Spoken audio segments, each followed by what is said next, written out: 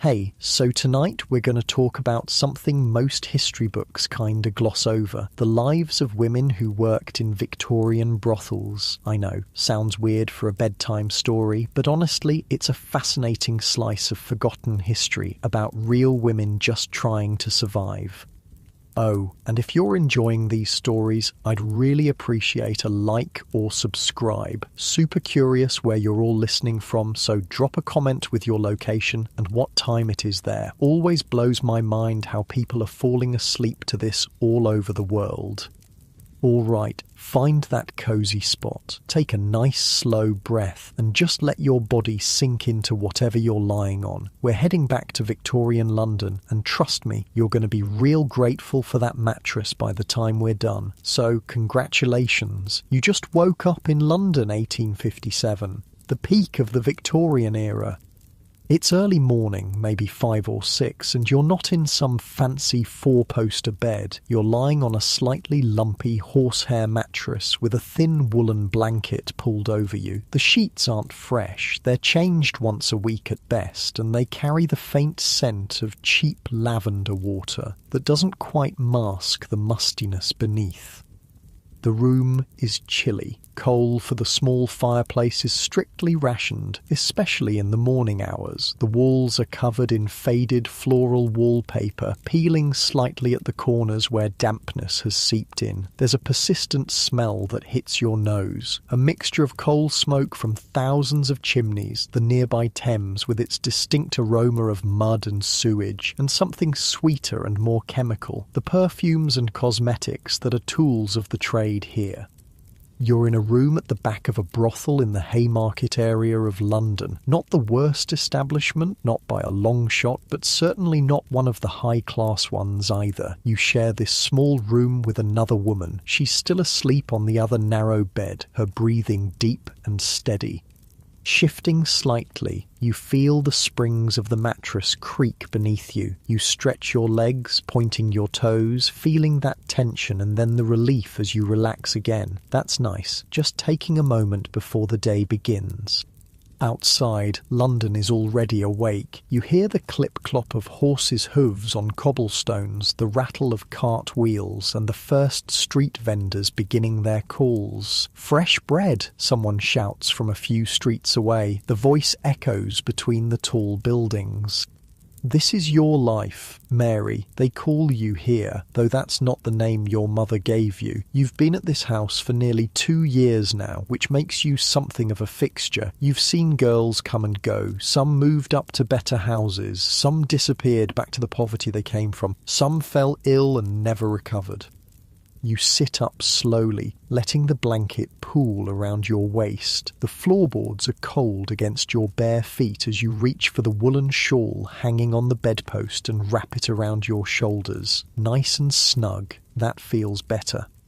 On the small table between the beds sits a chipped ceramic pitcher and basin. The water inside has a thin film of ice on top. Winter in London is brutal. You break it with your finger, the cold water stinging your skin before splashing your face. The shock of it fully wakes you, your breath catching for a moment before steadying again. Now let's talk about how you ended up here, in this room, in this life, because the story might not be what you'd expect. You weren't kidnapped or sold into this work as a child, though that happened to some girls, especially the very young ones. You weren't seduced and abandoned by some gentleman, left pregnant and destitute, though that too was a common enough tale. No, your path was more mundane, and in many ways more representative of how most women found themselves in this profession. You were a seamstress, a good one, with nimble fingers and a keen eye for detail, but there were hundreds of women like you in London, thousands even, all competing for the same poorly paid work. The British Quarterly once noted that compared to the drudgery of a dressmaker's apprentice, factory work was mere play, and they weren't wrong. You would work 14, sometimes 16 hours a day, straining your eyes in poor light, your fingers cracked and bleeding in winter, and for what? Starvation wages that barely kept a roof over your head.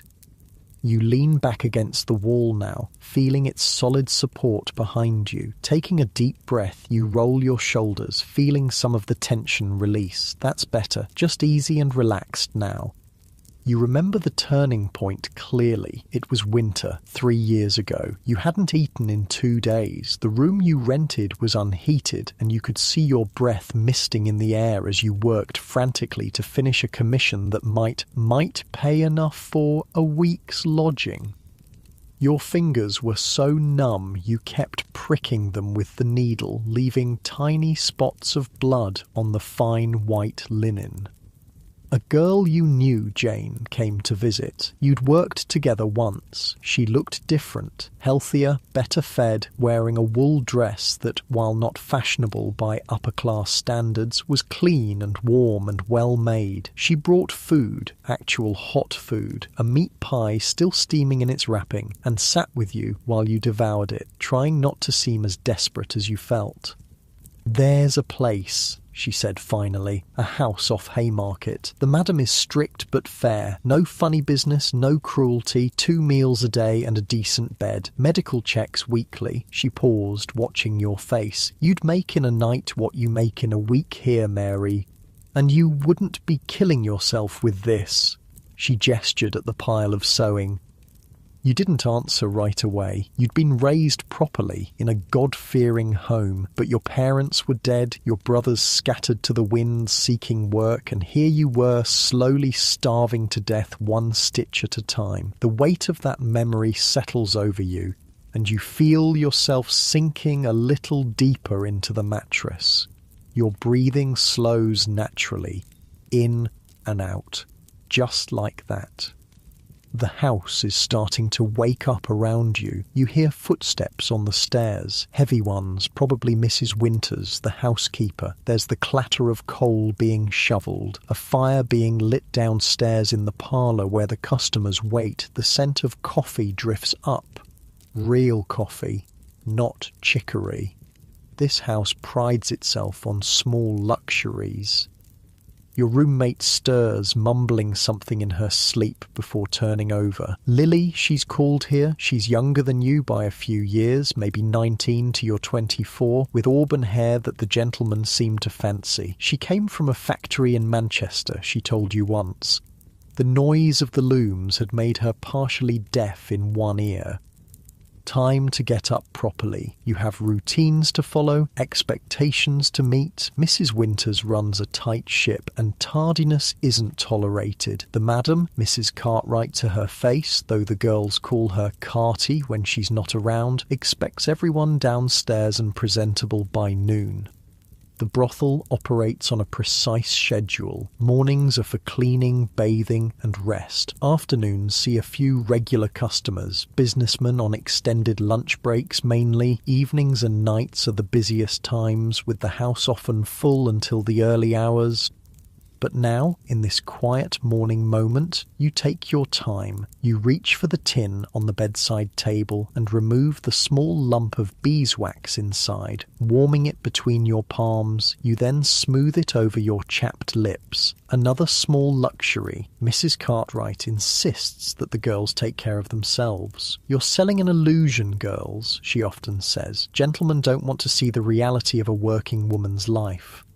You find yourself nodding slightly at the thought. Good advice, really. Most of the men who visit don't want reality. They want fantasy, escape, something different from their respectable wives and homes, something that makes them feel special or powerful or simply seen. Standing up, you stretch fully, arms reaching toward the low ceiling, feeling the pleasant pull in your muscles. Your nightdress, a simple cotton affair, nothing like the silk and lace confections you wear for work, falls around your ankles as you move to the small wardrobe. During the day, when not entertaining, you wear ordinary clothes, a simple dress, practical shoes, nothing that would mark you out as different from any other working woman on the streets of London. That's important. While brothels themselves aren't illegal, public solicitation is. The police generally leave established houses alone, especially those that pay the expected bribes, but discretion is still necessary. You select a dark blue dress, slightly faded but well mended, and lay it on the bed. Getting dressed is a slower process than it will be later when you might need to change quickly between customers. Now, you can take your time, enjoying the routine of it. Stockings first, then petticoat, then corset, not tightly laced during the day, just enough to provide structure. As you dress, you think about the day ahead. Tuesday is usually quiet. There might be a few regulars in the afternoon. Mr. Phillips, the bank clerk who visits every other week and mainly wants to talk about his stamp collection. Or perhaps the nervous young man who gives his name as Smith and never stays longer than 15 minutes. Outside, the sounds of London grow louder as the morning advances. A group of children run past below the window, their shrill voices rising above the general din. A dog barks somewhere nearby. A street vendor begins his melodic call, "Knives to grind, knives to grind." The normality of it all still sometimes strikes you as strange. This life, this work that society condemns as the ultimate female degradation happens right alongside ordinary London life. The baker delivers fresh bread to the brothel just as he does to the respectable boarding house next door. The coalman, the iceman, the laundress, all come and go, providing the same services they provide to any household. You sit back down on the edge of the bed, taking a moment just to breathe. In through your nose, out through your mouth. Nice and easy, that's it. There's a quiet knock at the door. "Hot water, miss," comes a voice. Young Betsy, the maid of all work. She's only 13, too young for the house's main business. Mrs. Cartwright took her in when she found her begging on the street, half-starved. Now she helps the housekeeper, runs errands, and sleeps in a tiny room off the kitchen. In a few years she'll likely join the other girls, but for now she's protected, which is more than can be said for many children on London's streets. "Come in, Betsy," you call. The door opens and the girl enters, carrying a large jug of steaming water. Her face is freshly scrubbed, her brown hair neatly braided. "Morning, Miss Mary," she says cheerfully, pouring the hot water into your basin. "Cold one today. Mrs. Winters says there might be snow later." "Thank you, Betsy," you say, giving her a smile. "Had your breakfast yet?" "Yes, miss. Cook made porridge with treacle. There's coffee in the kitchen if you want some, and fresh bread too. This is another thing that makes this house better than some. Regular meals, decent food. In the worst brothels, girls might go hungry if business is slow, or be fed scraps barely fit for consumption. Here, Mrs. Cartwright understands that healthy girls earn more money." Betsy leaves and you wash properly with the hot water, enjoying the warmth on your skin. The routine is soothing. Face first, then neck, arms, under your arms, and finally a quick rinse of your most intimate areas. Full bathing happens twice a week in this house. Wednesdays and Sundays. In the copper tub that's brought into the kitchen. It's more frequent than many respectable working-class women manage, actually. Once washed, you feel more human. You run a comb through your hair, dark brown, thick, reaching halfway down your back when loose. For daytime, you twist it into a simple knot at the nape of your neck. Later, for work, you'll style it more elaborately, perhaps with the artificial hairpiece that adds volume and curls. There's a small mirror propped on the dresser, its silver backing spotted with age. You check your reflection briefly. Your face is looking better than it did in your seamstress days. Regular food has filled out the hollows in your cheeks, added a healthier colour to your skin. Your eyes, though, they've changed. More guarded now, more watchful. You've seen things, know things that the innocent girl from the countryside never imagined. You shake off the moment of reflection. No use dwelling on such thoughts. Instead, you focus on finishing dressing, lacing your boots with practiced fingers, each movement precise and familiar. Settling into the rhythm of the task, your breathing naturally slows, in and out, steady and calm. fully dressed now. You're ready to face the day. Your first task will be breakfast, then helping with the general cleaning of the house. Each girl has assigned duties. Yours include dusting the parlour and polishing the glasses in the small bar area. Mrs. Cartwright believes idle hands lead to trouble, so even when not entertaining customers, the girls are kept busy. Lily finally stirs properly, sitting up with a yawn. "Morning," she mumbles, pushing her tangled hair from her face. "What time is it?"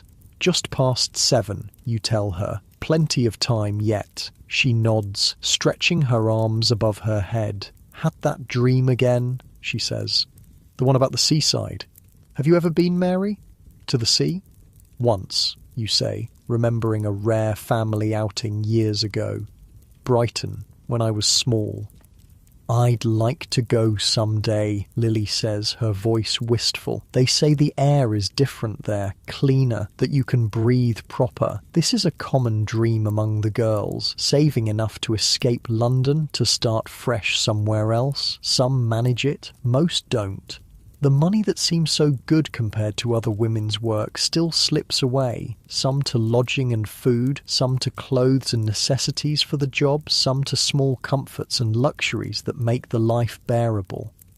"You will," you tell her, though you're not sure you believe it. "Keep putting something aside each week, even just a shilling. It adds up." She nods, but you both know how hard it is to save. There's always something: a toothache needing treatment, a dress torn beyond mending, a friend in desperate need. Life has a way of consuming whatever small buffer you try to build. You feel a moment of heaviness at the thought, then consciously let it go. Your shoulders drop slightly as you exhale. "That's better. Just easy now. I'll see you downstairs," you tell Lily, who's finally getting up. "Don't be too long. Mrs. Winters was stomping about earlier, and you know what that means?" "She's in a mood," Lily agrees with a grimace. "I'll hurry."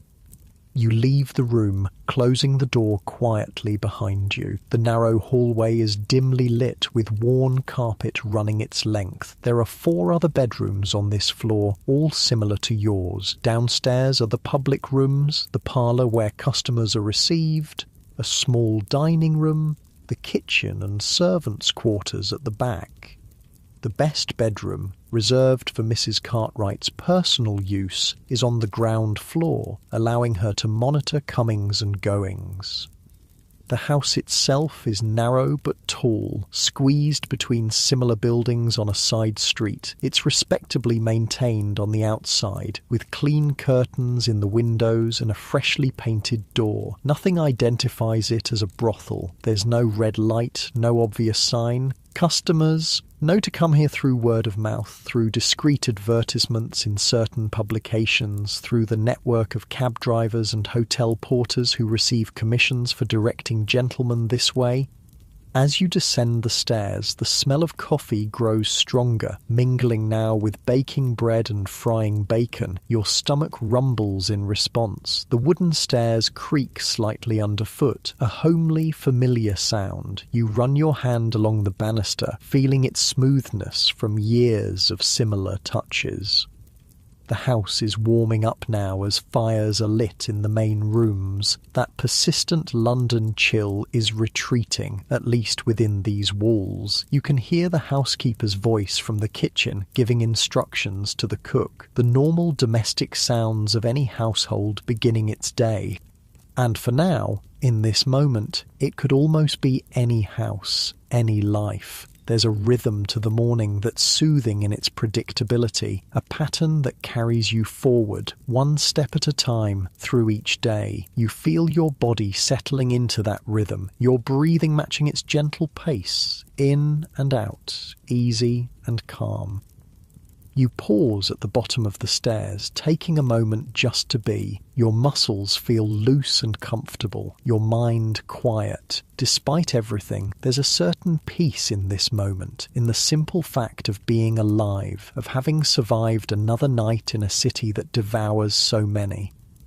The kitchen door is open, warm light spilling into the hallway. You can see the cook at the stove, her broad back turned to you as she works. Betsy is setting the table in the corner where the servants and girls eat together. Mrs. Winters is reading a letter, her spectacles perched on her nose, her grey hair neatly tucked under a cap. An ordinary scene, a moment of calm before the complex dance of the day begins. You take a deep breath, filling your lungs completely, and then release it slowly. Your shoulders drop, tension flowing away like water. You're ready now. You step forward into the kitchen's warmth, into the mingled scents of coffee and bread and wood smoke, into the quiet chatter of the beginning day. There's bacon frying in the pan, its rich aroma making your mouth water slightly. Your stomach gives another little rumble of anticipation. "Morning, Mary," says the cook without turning around. She has an uncanny ability to identify each person by their footsteps. "Sleep well?" "Well enough," you answer, moving to help Betsy with the table settings. The routine of it is comforting, the familiar weight of the plates, the precise arrangement of the cutlery. Your hands move automatically while your mind drifts, pleasant and unfocused. Outside, London continues to wake. A church bell rings in the distance, marking the hour. Voices call in the street, vendors, neighbours, children. The endless symphony of the city rises and falls like breath, in and out, like waves at that seaside Lily dreams of visiting. Rising and falling, a gentle rhythm that carries you along as you sink deeper into the familiar patterns of the day, your body relaxed and comfortable, your breathing steady and slow as you move around the warm kitchen, helping prepare for breakfast with the others. The smell of fresh bread grows stronger as the cook takes a loaf from the oven, its crust golden brown and crackling slightly as it cools. The kitchen table is large and rectangular, scarred with years of use. 8 chairs are squeezed around it, enough for the 5 girls currently working in the house, plus Mrs. Winters, Betsy, and cook. Mrs. Cartwright takes her meals separately in her private sitting room, maintaining the distance that she believes necessary for proper management. You slip into your usual chair, feeling the smooth, worn wood beneath you. The seat has been polished by years of use, shaped by countless bodies before yours. There's something comforting about that continuity, that shared experience across time. You settle in, feeling the solid support beneath you. Cook brings over a large pot of porridge, setting it in the centre of the table with a satisfying thud. It's good porridge, thick and creamy, made with milk rather than water, sweetened with a spoonful of treacle, another of the small luxuries that marks this house as a cut above the most basic establishments. "Eat up while it's hot," Cook says, her broad face flushed from the stove's heat. She's a widow in her 50s, came to work here after her husband's death left her destitute, never comments on the nature of the business, just cooks and keeps to herself, makes sure the girls eat properly, believes good food is the foundation of health. You help yourself to a generous bowl, the steam rising in fragrant curls. The first spoonful is hot and sweet on your tongue, the texture smooth and comforting. You close your eyes briefly, just enjoying the simple pleasure of good food when you're hungry. The other girls filter in gradually. First Emily, a petite blonde who's been here about 6 months. Then Sarah, older than most at nearly 30, with a no-nonsense attitude and a surprising talent for numbers. She helps Mrs. Cartwright with the accounts. Last is Josephine, the newest, still adjusting to the life, her eyes often red from private tears. Lily finally appears, hair hastily pinned up, still looking half asleep. She slips into the chair beside you just as Mrs. Winters begins serving the coffee. "Nearly missed breakfast," you murmur, passing her the porridge pot. "Worth it for an extra 10 minutes in bed," she whispers back with a small smile. The coffee here is another luxury, real coffee, not the chicory substitute that most working-class households make do with. It's strong and hot, sweetened with sugar for those who want it. You cradle the cup in both hands, feeling its warmth seep into your fingers. Nice and cosy. The rich aroma rises with the steam, rich and slightly bitter. Breakfast is a mostly quiet affair. There's an unspoken rule against discussing business this early. Instead, the conversation drifts to ordinary topics. The weather, a funny story about the butcher's delivery boy slipping in the alley yesterday, speculation about whether the greengrocer's wife is expecting again. Normal conversation, everyday matters, the kind of talk that happens around thousands of breakfast tables across London every morning. This normalcy is important, a reminder that despite the nature of the work, this is also just a place where people live, eat, sleep and go about their daily business. You feel yourself relaxing into this ordinary moment, your shoulders dropping slightly, your breathing deep and even. The food settles warm in your stomach, providing energy for the day ahead. You take another sip of coffee, savouring the rich bitterness. After breakfast, the day's chores begin. The house runs on a strict schedule with specific tasks assigned to each girl, not just for efficiency, but because Mrs. Cartwright believes that routine and responsibility help maintain order and prevent the chaos that plagues less well-run establishments. Today, your morning duties include dusting the parlour and polishing the glassware in the small bar area. Simple, repetitive tasks that allow your mind to wander while your hands stay busy. There's something meditative about such work. The regular motion, the gradual transformation from dusty to clean, dull to shining. The parlour is the main public room of the house, where customers are first received. It's decorated in a style that might be called respectable with hints of luxury. Solid furniture in dark wood, upholstered in red velvet that's slightly worn at the arms but still plush. Heavy curtains in a matching shade tied back during the day to admit what little London sunlight filters through the perpetual haze of coal smoke. A few carefully chosen paintings on the walls, landscapes mostly, with one mildly suggestive classical scene featuring draped nymphs.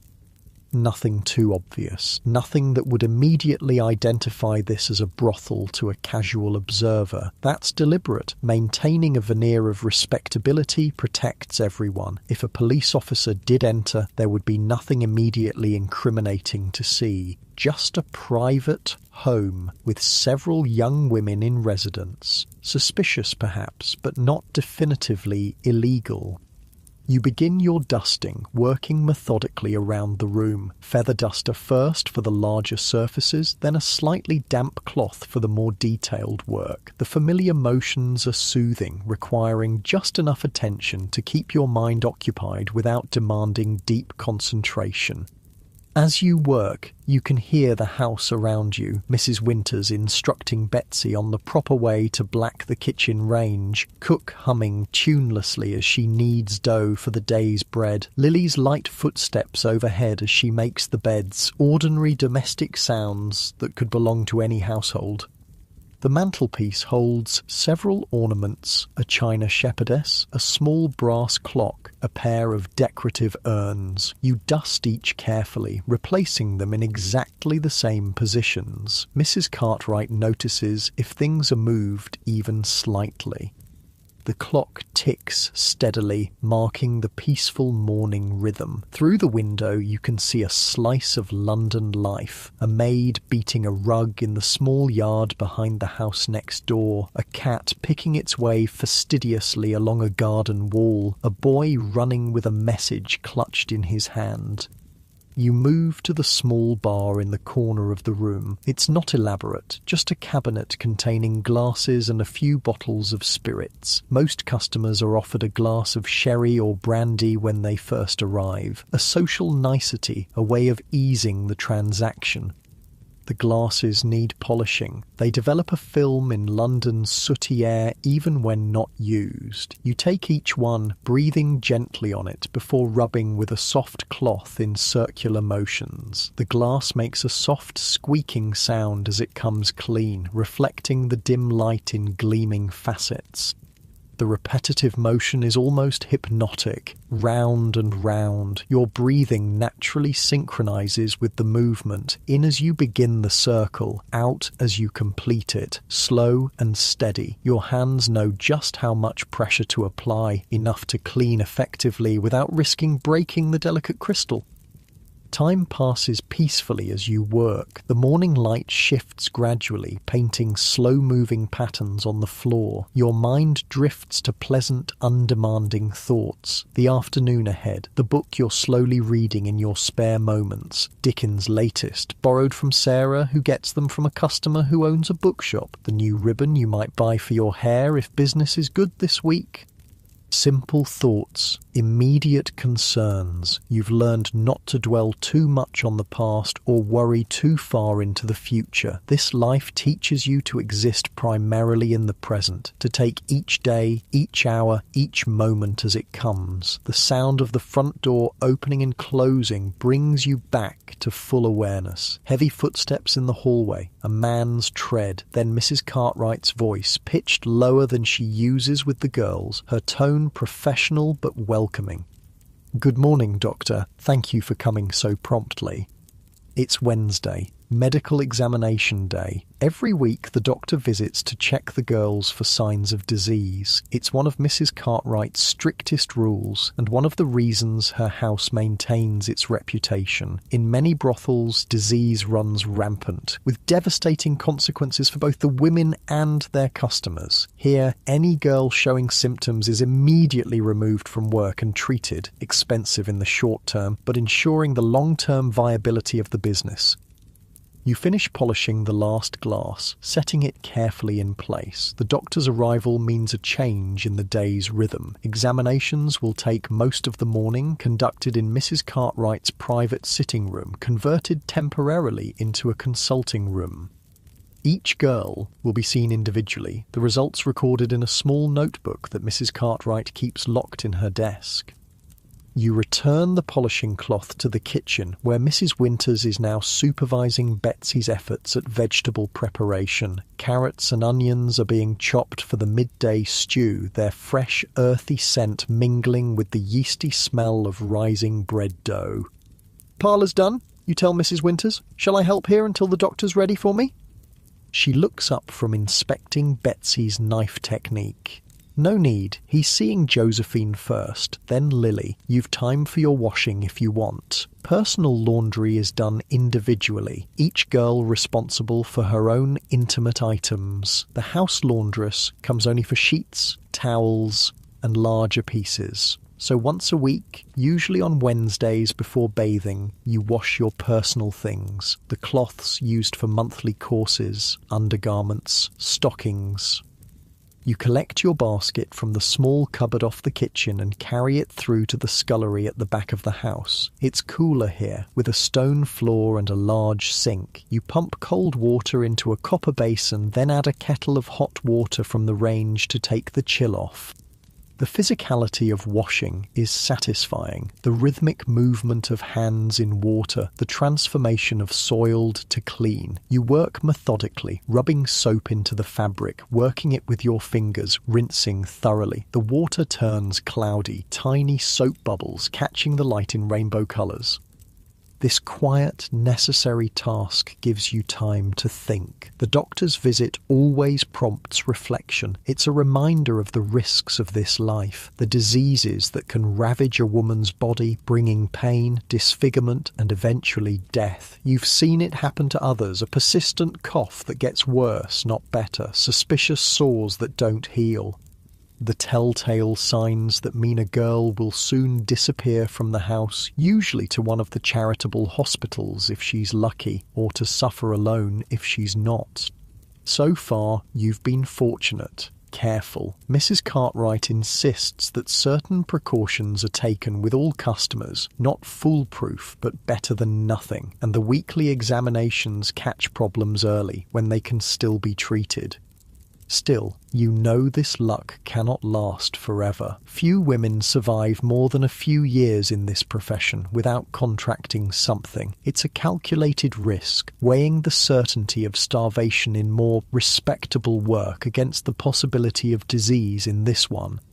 You wring out the last piece, a cotton chemise, twisting it firmly to remove excess water. The muscles in your forearms flex with the motion, a pleasant sensation of strength and capability. Your hands, despite the harsh soap and water, are still relatively soft and smooth, another necessity of the work. Customers don't want to feel calloused hands on their skin.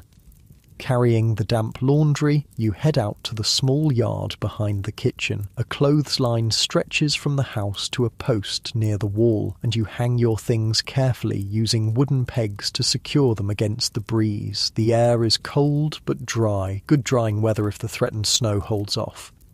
The yard is tiny, just a small rectangle of flagstones with a few struggling plants in pots, but it's open to the sky, and after the confines of the house, you take a moment just to breathe the outside air. It's not fresh by any rural standard. London's atmosphere is always tainted with smoke and fog, but it's cooler and cleaner than inside.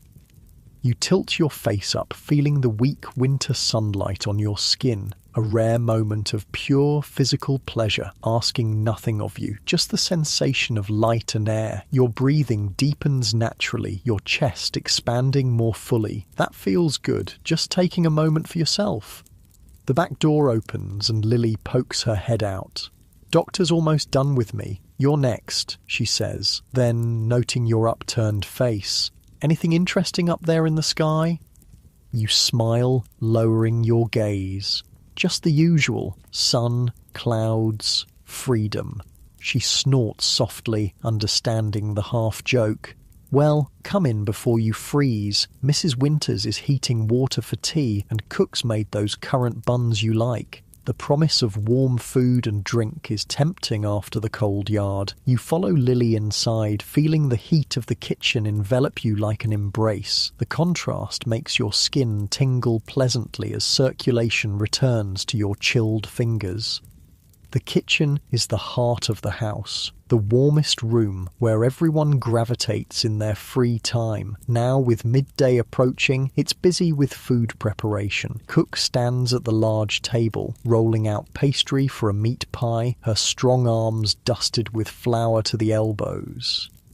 Mrs. Winters sits in the corner chair that's unofficially hers, darning a stocking with tiny, precise stitches. Betsy moves between them, fetching, carrying, learning by observation and instruction.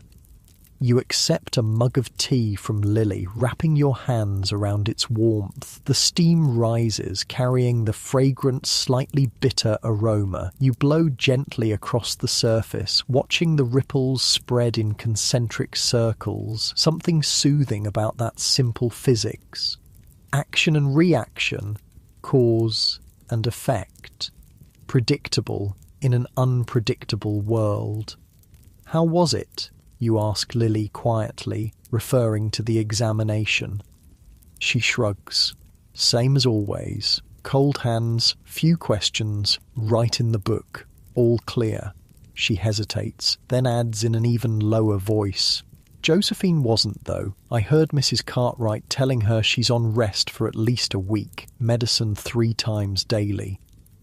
You nod, unsurprised. Josephine has looked peaky lately, with dark shadows under her eyes and a persistent cough. Nothing serious yet, probably just the beginning of something that can be treated, but a reminder of the sword that hangs over all of you. A bell rings from the front of the house. Mrs. Cartwright summoning the next girl for examination. "That's you," Lily says, taking a bite of her currant bun. "Don't worry, he's in a good mood today. Barely poked at all."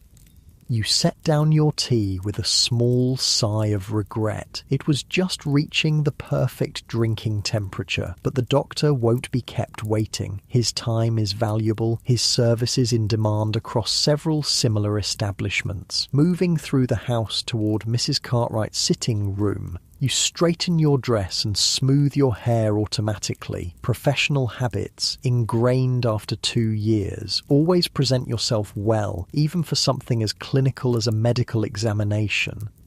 The sitting room has been transformed for the doctor's visit. The small rosewood desk is cleared of its usual papers and ornaments, covered now with a clean white cloth. Upon it rest the tools of the doctor's trade: a stethoscope, small glass bottles of various solutions, a notebook and pencil. The comfortable armchair has been pushed back to make room for a straight-backed wooden chair positioned to catch the best light from the window.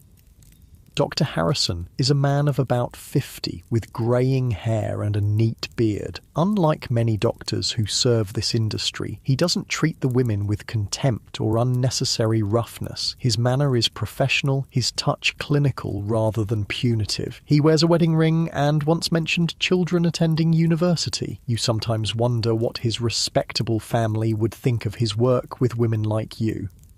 "Ah, Mary," he says, looking up from washing his hands in a basin. "How have you been keeping? Any concerns to report?" This is his standard opening, an acknowledgement that you're a person, not just a body to be examined, a small courtesy that matters more than it should. "Well enough. Thank you, Doctor," you reply. "No concerns." He nods, drying his hands on a clean towel. "Good. Good. Well then, shall we proceed?" Mrs. Cartwright sits discreetly in the corner, present as a chaperone, and to record the results, but positioned so as not to observe the actual examination, another small dignity in a situation that could easily lack any. The examination itself is brief but thorough. Breathing, heart rate, examination of the throat and eyes, then the more intimate check, quick and impersonal, his touch protected by thin gloves. You've learned to detach yourself during this part, to think of other things. The book, waiting in your room. The taste of the currant bun you'll have when this is over. The feel of sunshine on your face in the yard. "All appears to be in order," he says finally, stepping back and removing his gloves. "Continue as you are." He makes a note in his book, then nods to Mrs. Cartwright, who rises and escorts you to the door. In the hallway she murmurs, "Send Sarah in next, please," before returning to the room. The examination leaves you feeling slightly hollow, as it always does, not because of any pain or discomfort, there was none, but because of the reduction of your person to a collection of bodily functions to be assessed and judged. Necessary, yes, for your own protection as much as anyone's, but still, there's an emptiness that follows. You return to the kitchen, deliver the message to Sarah, and reclaim your cooling tea. The solid mug feels good in your hands, grounding you back in your body after the clinical disconnection. You take a long sip, then reach for one of the currant buns. It's still slightly warm. The currant's plump and sweet against the bland background of the dough.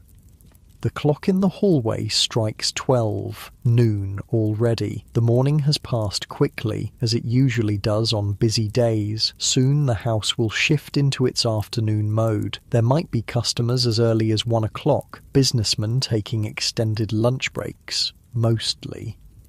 Regular clients who know the quieter hours mean more attention and less waiting. You finish your tea and bun, brushing crumbs from your dress. There's time for a quick visit to your room before the afternoon begins, a chance to check your appearance, perhaps change into something slightly more suitable for receiving customers than your morning work dress. The stairs creak familiarly underfoot as you climb to the upper floor. The house has settled into its midday quiet, that brief lull between morning chores and afternoon business. Even the sounds from outside seem muted, as if the whole street is taking a collective breath. Your room welcomes you with its familiar shapes and scents. Small, yes, and sparse by wealthy standards, but still yours in a way few spaces have been. The bed where you began your day, the small chest where you keep your clothes and few possessions, the window that offers a limited but precious view of sky above the rooftops. You catch sight of yourself in the small mirror, cheeks slightly flushed from the kitchen's warmth, hair still neat from morning brushing. You look ordinary, just a young woman in a simple dress, indistinguishable from thousands of others walking London streets. Nothing marks you visibly as what society would call fallen. No scarlet letter, no visible sign of moral judgment. This thought brings a small, wry smile to your lips. The hypocrisy of it all still strikes you sometimes, how the same society that condemns women like you creates the conditions that make this life necessary, then supplies the customers who make it profitable. But philosophical musings won't get you through the afternoon. You open the chest, considering what to wear. Not the finest things, those are saved for evening when the wealthier customers come, but something a step above the plain work dress. You select a blue dress with slightly more fashionable lines, made of cotton rather than wool, with a touch of lace at the collar, respectable enough not to alarm, attractive enough to entice. Changing is quick. You're practiced at dressing and undressing efficiently. The fresh dress feels good against your skin, the fabric lighter than the sturdy work dress. You check your hair, adding a few pins where needed, and pinch your cheeks lightly to bring colour to them. No cosmetics yet. Those, too, are saved for evening. Daytime customers expect a more natural look, in keeping with the fiction that this is somehow a spontaneous encounter rather than a business transaction. Ready now, you sit on the edge of the bed for a moment, just breathing slowly and deeply, in through your nose, out through your mouth, preparing yourself mentally for the shift from private person to professional. The separation between the two is important, a protective boundary that helps preserve some core of self amid the demands of the work. Your body feels relaxed, your mind clear. The bed supports you comfortably as you sit, your weight sinking slightly into the mattress. That connection to the physical world, the solid reality of objects, of sensations, helps center you. You run your hand over the blanket beside you, feeling its slightly rough texture against your palm. Real, present, now. From downstairs comes the sound of the front door opening, then closing. Voices in the hallway, Mrs. Cartwright's professional welcome, a man's deeper tones in response. The afternoon has begun. You rise from the bed, smoothing your dress one last time, a final deep breath, filling your lungs completely before releasing it slowly. Your shoulders drop as the air leaves you, tension flowing away like water. You're ready now. The door handle is cool under your fingers as you pull it open. The hallway stretches before you, the stairs leading down to where life continues its complex dance. Each step feels deliberate as you move forward, your breathing steady and even, your posture balanced and controlled, just like that, easy and calm. You descend into the afternoon, into whatever it may bring, your mind settled into the present moment. The wood of the banister is smooth beneath your trailing hand, polished by countless similar journeys. The house creaks and settles around you, a living thing with its own rhythms and patterns. You become part of that pattern, flowing with it rather than against it, each breath matching its gentle pulse. Nice and easy. That's it, moving forward one step at a time into the continuing day. The parlour is already occupied when you reach the bottom of the stairs. Mrs. Cartwright stands near the fireplace, one hand resting elegantly on the mantelpiece as she speaks to a visitor. The man has his back to you, middle-aged by the look of his posture, dressed in a well-cut but not ostentatious dark coat. A businessman, most likely. You pause in the doorway, waiting to be acknowledged. Mrs. Cartwright glances up, gives you a slight nod, permission to enter. "Ah, and here is Mary now," she says smoothly. "Mary, this gentleman was just asking after some pleasant company for an hour or so." The visitor turns, revealing a face that matches your initial impression, around 45, with greying hair at the temples and the weathered complexion of someone who spends time outdoors. His expression is polite, but slightly awkward. A new customer, then. "How do you do, sir?" you say, dropping a small curtsy. Not too deep, just enough to show proper manners. Your voice is different now, a touch softer, slightly more refined than your natural speech, the professional voice, learned through observation and practice. "Charles Wilson," he introduces himself, bowing slightly in return. Probably not his real name. Many customers use aliases, but that hardly matters.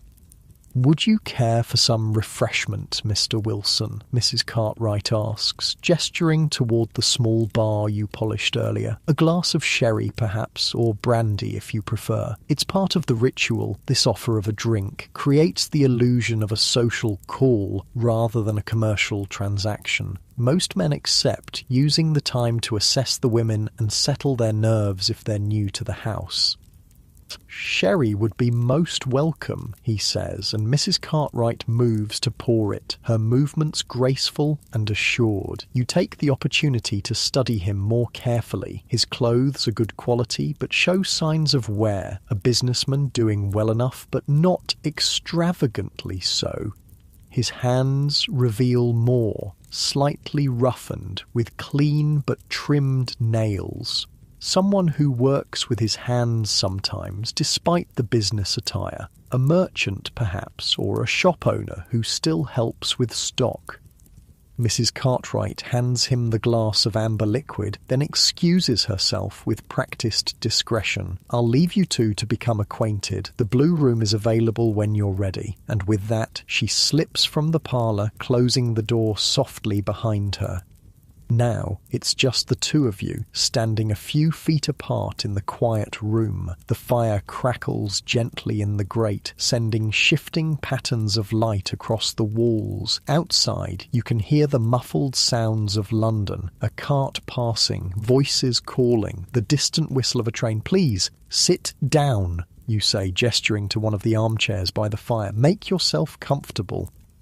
He does, perching somewhat stiffly on the edge of the seat. Nervous, then, you take the chair opposite, arranging your skirts with a practiced motion, not too close, giving him space, not appearing too eager. The dance has its steps, its rhythm. "Is this your first visit to Mrs. Cartwright's establishment?" you ask, though you already know the answer. He takes a sip of sherry before responding. "Is it that obvious?" You smile, just slightly. "Not at all. I simply haven't had the pleasure of your company before, and I know all our regular visitors." This seems to relax him somewhat. He leans back a little in the chair, the stiff line of his shoulders softening. "Yes, it's my first time. A business associate recommended the address, said it was respectable." That word again, respectable, so important in this society, this time. The thin veneer that makes the unacceptable acceptable, that allows men like Mr. Wilson to visit places like this without having to acknowledge what they're really doing. Mrs. Cartwright runs a very proper house, you agree. You'll find everything here is conducted with discretion and good taste. He nods, takes another sip of his sherry. You notice his hand is steadier now. The initial awkwardness is fading as the familiar social patterns assert themselves. For all its illicit nature, this interaction follows rules that are comfortingly predictable. "And you, Miss Mary, was it? Have you been here long?" It's a common question. Part curiosity, part assessment of your experience level, part attempt to make this feel like normal conversation. "Nearly 2 years, you answer. The truth, in this case. No need for elaboration. The conversation continues in this vein for several minutes. Light, impersonal topics, the weather, the recent exhibition at the Crystal Palace, a vague discussion of his business as an importer of tea and spices. Nothing too personal, nothing too revealing. Just enough to establish a minimal connection to ease the transition from strangers to what comes next. You observe him as he speaks, noting the details that will help you provide what he's seeking. His manner is restrained but not cold. His gaze meets yours steadily, without the furtive quality some men have. He seems lonely, perhaps, a widower or a man whose wife has been long ill. Someone seeking not just physical release, but human warmth. As he finishes his sherry, you sense the moment has come. The preliminary conversation has served its purpose. Now the real business must be addressed. "Would you care to continue our conversation somewhere more private, Mr. Wilson?" you ask, your voice gentle. He sets down his empty glass, nods. "Yes, I believe I would." You rise from your chair, feeling the smooth muscle movement in your legs, the slight adjustment as you find your balance. The fire has warmed the room nicely, and your body feels loose and comfortable. You extend your hand to him, not a demand, just an offer. "This way, then." He takes your hand briefly as he stands, then releases it. You lead him from the parlour, through the hallway and up the stairs. The blue room is on the first floor, a designated room for daytime visitors that isn't any girl's personal space. It's simply decorated but comfortable, with a large bed, a washstand and a small chest of drawers containing the necessary supplies. The transaction itself is unremarkable. Mr. Wilson is polite, not rough, grateful for the warmth and attention. He stays for the full hour he's paid for, though the physical act takes only a small portion of that time. The rest is spent in quiet conversation, his head resting on your shoulder, your hand stroking his hair gently. This too is part of what he's purchased, the illusion of intimacy, of being cared for. When the time is up, Mrs. Cartwright has a clock that chimes in the hallway, eliminating the need for awkward reminders. He dresses quickly, but not hurriedly. There's a dignity in his movements, an attempt to maintain propriety even in this most improper of situations. "Thank you," he says simply as he prepares to leave. He presses a small additional coin into your hand, a tip, a token of appreciation. "You've been very kind." "It was my pleasure," you respond, the professional phrase coming automatically. But in this case, it wasn't entirely untrue. As customers go, Mr. Wilson was considerate, clean, and uncomplicated. In this life, that counts as a good encounter. You show him to the stairs, where Mrs. Winters appears as if by magic to escort him the rest of the way down. The housekeeper will see him out discreetly, ensuring he doesn't encounter anyone coming in. Maintaining the illusion of privacy and exclusivity is important for the house's reputation. Once he's gone, you return to the blue room. Now comes the part of the job that customers never see, the cleaning up, the preparation for the next visitor. You strip the used sheet from the bed efficiently, bundling it for the laundry. From the chest, you take a fresh one, shaking it out with a practiced flick before smoothing it over the mattress. The pillowcase is changed too, the used one added to the laundry pile.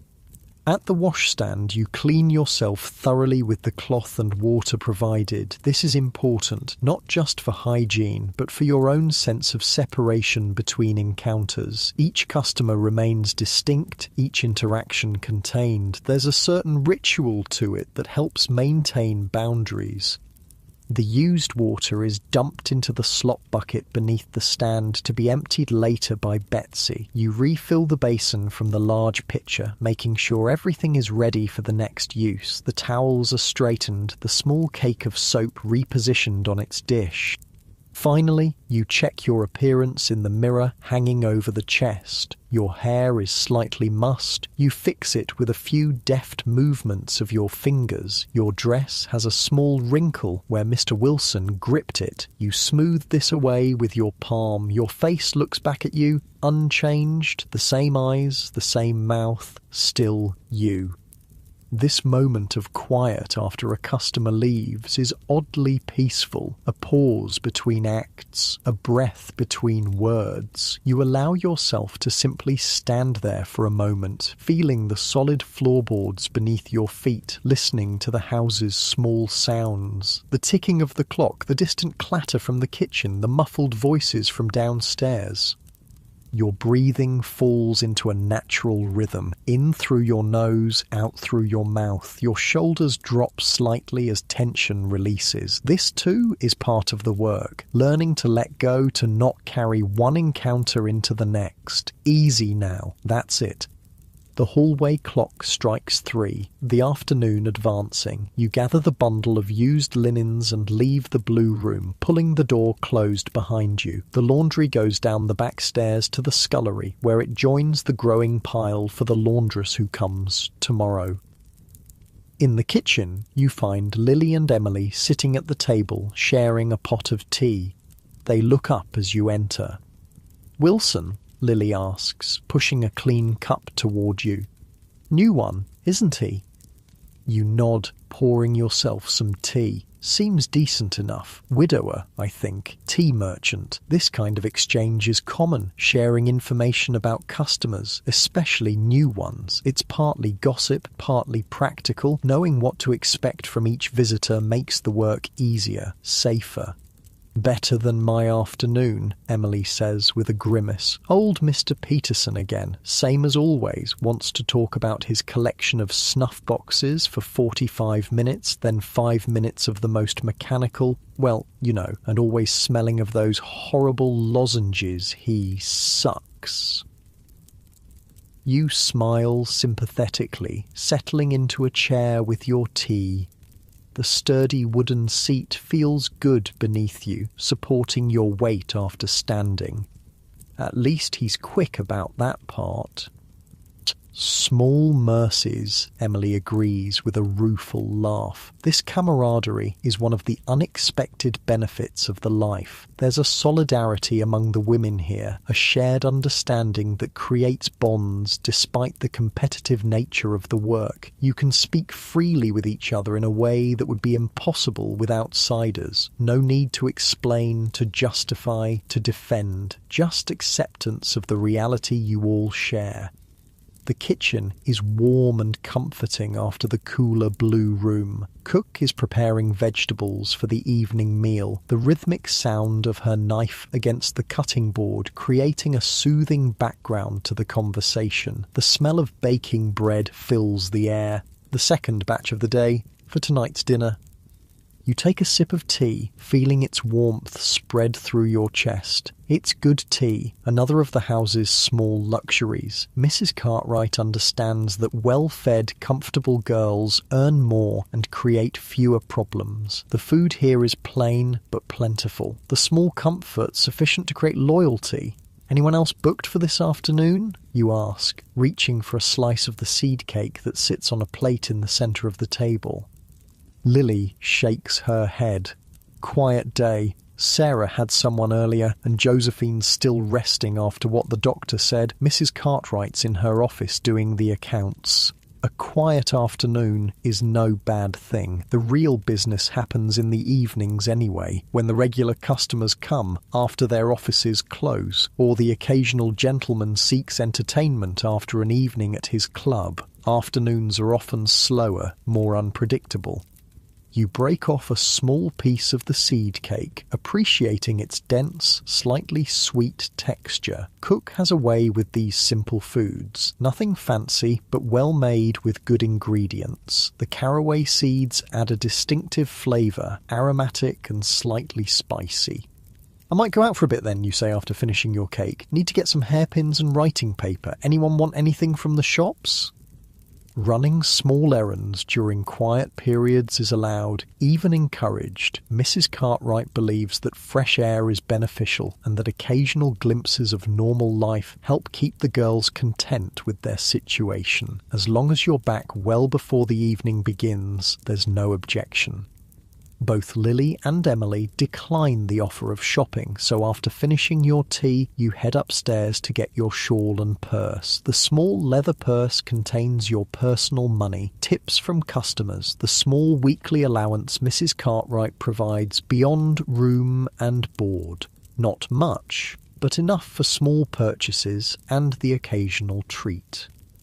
Your shawl is wool, dark blue and warm, if somewhat plain. Nothing that would mark you out as different from any other working woman doing her shopping. You wrap it around your shoulders, feeling its familiar weight settle comfortingly. The wool is slightly scratchy against your neck, but in a pleasant way, grounding you in physical sensation. The streets outside are busy with afternoon activity. Delivery carts rumble over the cobblestones, servants run errands for their employers, street vendors call their wares. You join this flow of humanity, anonymous in your plain dress and shawl. No one looking at you would guess your profession. You're just another young woman going about her business. There's freedom in this anonymity, in these brief excursions into ordinary life. The simple pleasure of walking at your own pace, choosing your own direction. Your muscles work smoothly as you navigate the uneven pavement, your breathing deepening naturally with the exercise. The cool air feels good on your face after the enclosed warmth of the house.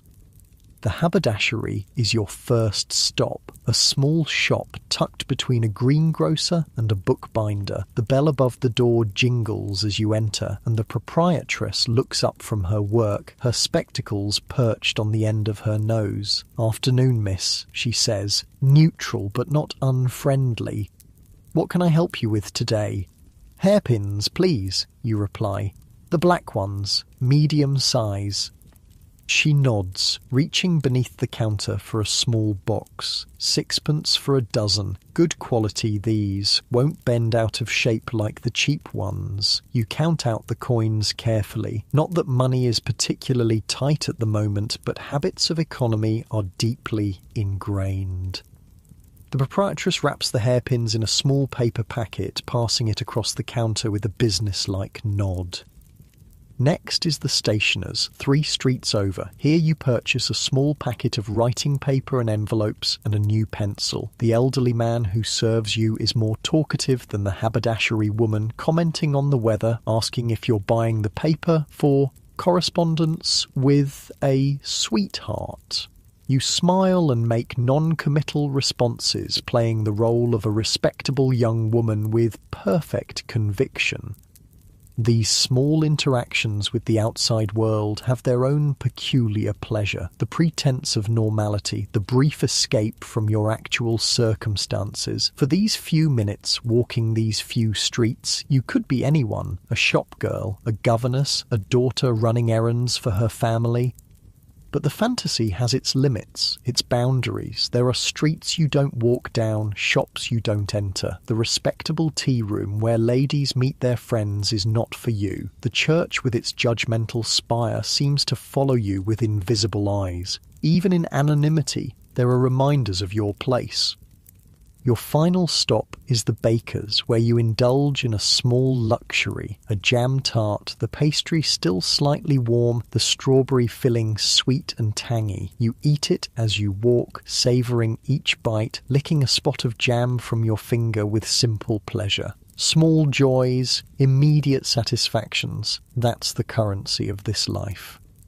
The walk back to the house is slower, more meandering. You're in no hurry, and the activity feels good after a morning mostly spent indoors. Your body moves easily, muscles working in familiar patterns, joints flexing and extending with each step. There's a satisfaction in this basic functioning, this physical capability. Your lungs fill and empty, your heart beats steadily, your eyes take in the complex visual tapestry of the London street. Just existing, just being. By the time you return to the house, the afternoon is advancing toward evening. The quality of light is changing, the shadows lengthening, the air taking on the particular golden hue that precedes sunset. You unlock the front door with your key. Each girl has another mark of Mrs. Cartwright's trust and good management, and step back into the warm interior. The house feels different now, charged with a subtle energy. Evening preparations are underway. You can hear movement upstairs, voices calling between rooms. The shift is beginning from the quieter daytime rhythm to the busier evening pace. Mrs. Winters intercepts you in the hallway, her practical face set in its usual expression of mild disapproval. There you are. Mrs. Cartwright wants everyone ready by 7 tonight. We've had several messages. Could be a busy evening.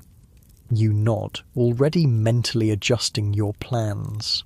I'll start getting ready then. Has Cook said when dinner will be? 5:30. Early tonight because of the bookings? She eyes the small packages in your hands. Got what you needed, did you? Yes, thank you. You hold up the paper packet of hairpins as evidence. She nods, satisfied, and continues on her way toward the kitchen, her keys jingling softly at her waist. Mrs. Winters doesn't disapprove of you personally. She's fair in her way, but her position requires a certain austerity, a distance from the girls whose work she facilitates, but doesn't engage in. Upstairs, the atmosphere is one of purposeful activity. Doors stand open along the hallway, the girls moving between rooms, borrowing items, calling advice to each other. Evening preparation is both individual and communal, each woman responsible for her own appearance, but all helping each other with the parts that are difficult to manage alone.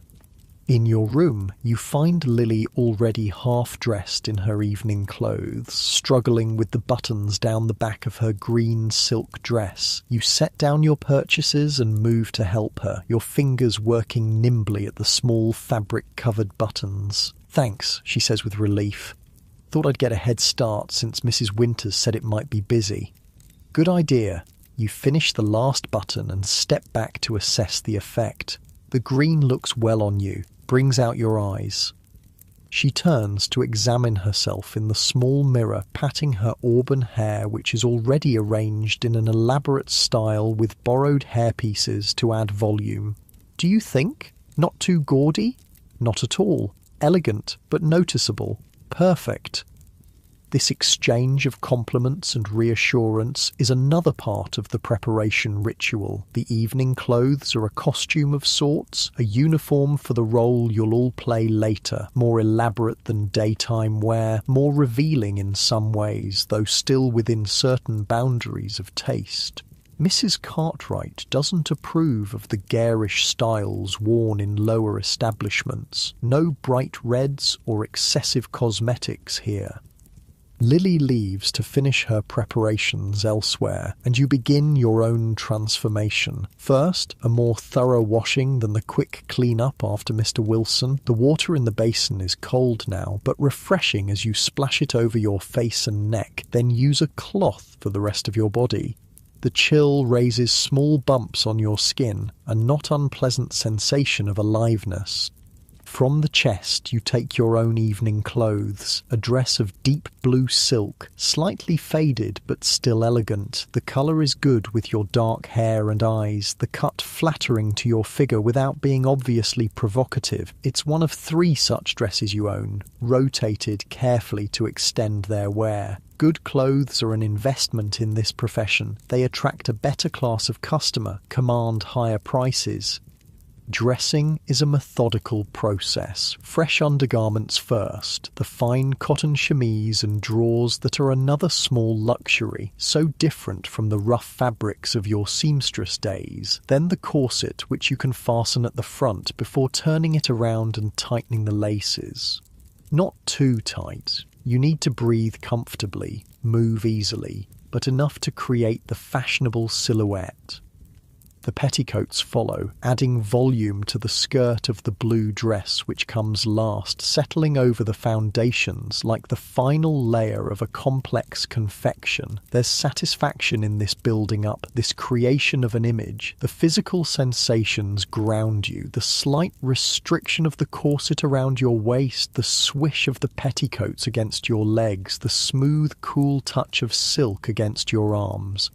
Hair is next. You take down the simple knot of daytime, brushing out the dark waves until they shine. The newly purchased hairpins are put to immediate use as you create a more elaborate arrangement, not as complex as what a lady's maid might achieve, but neat and becoming with soft curls framing your face and the mass secured at the back of your head.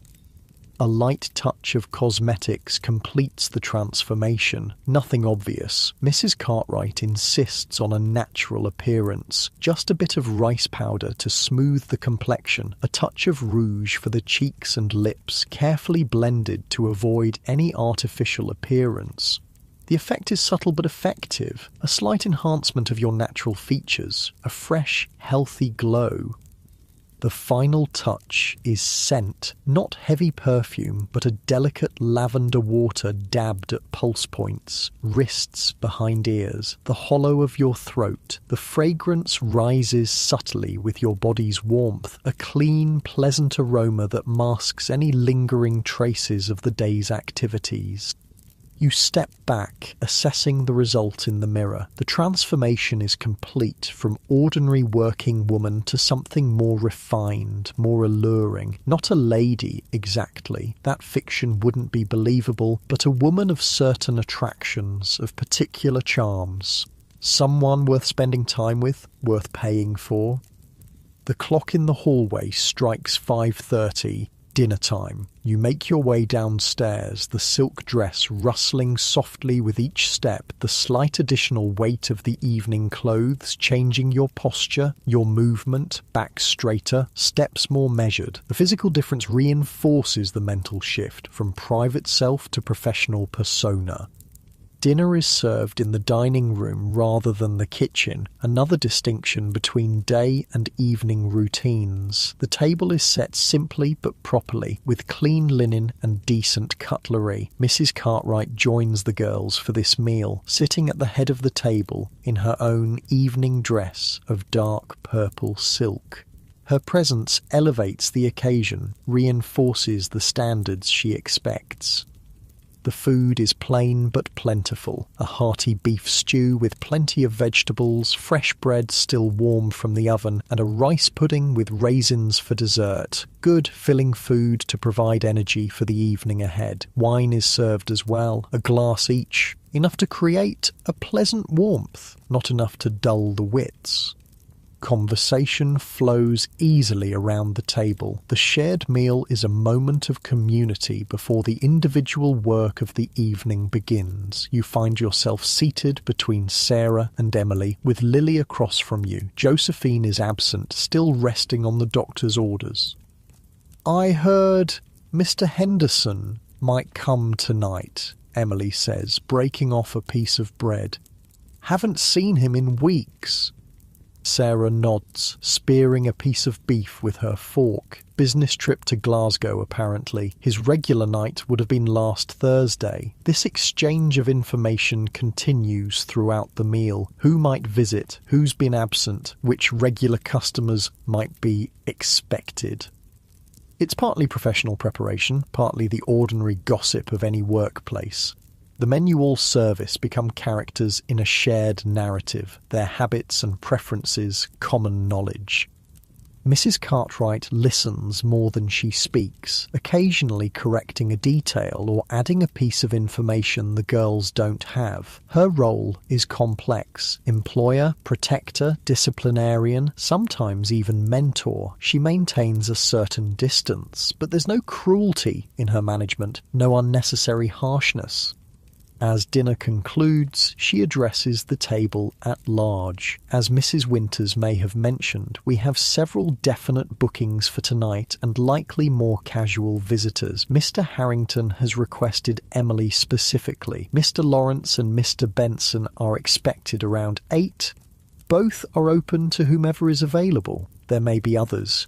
Several messages suggested possible visits. She pauses, her gaze moving around the table. I expect everyone to conduct themselves with their usual decorum. Remember, quality of service, not quantity, is what maintains our reputation. This little speech is part reminder, part encouragement. The subtext is clear. A busy night means good income for everyone, but standards must not slip in the pursuit of maximum profit. It's what distinguishes this house from many others, this balance between business and certain principles. As the plates are cleared by Betsy and Cook, Mrs. Cartwright rises, signalling the end of the communal portion of the evening. I'll be in my office for the next hour, then in the parlour to receive guests. Good evening, ladies. With that, she leaves, her purple silk rustling impressively as she exits. The girls remain at the table a few moments longer, finishing their wine, extending this last period of relative freedom before work begins in earnest.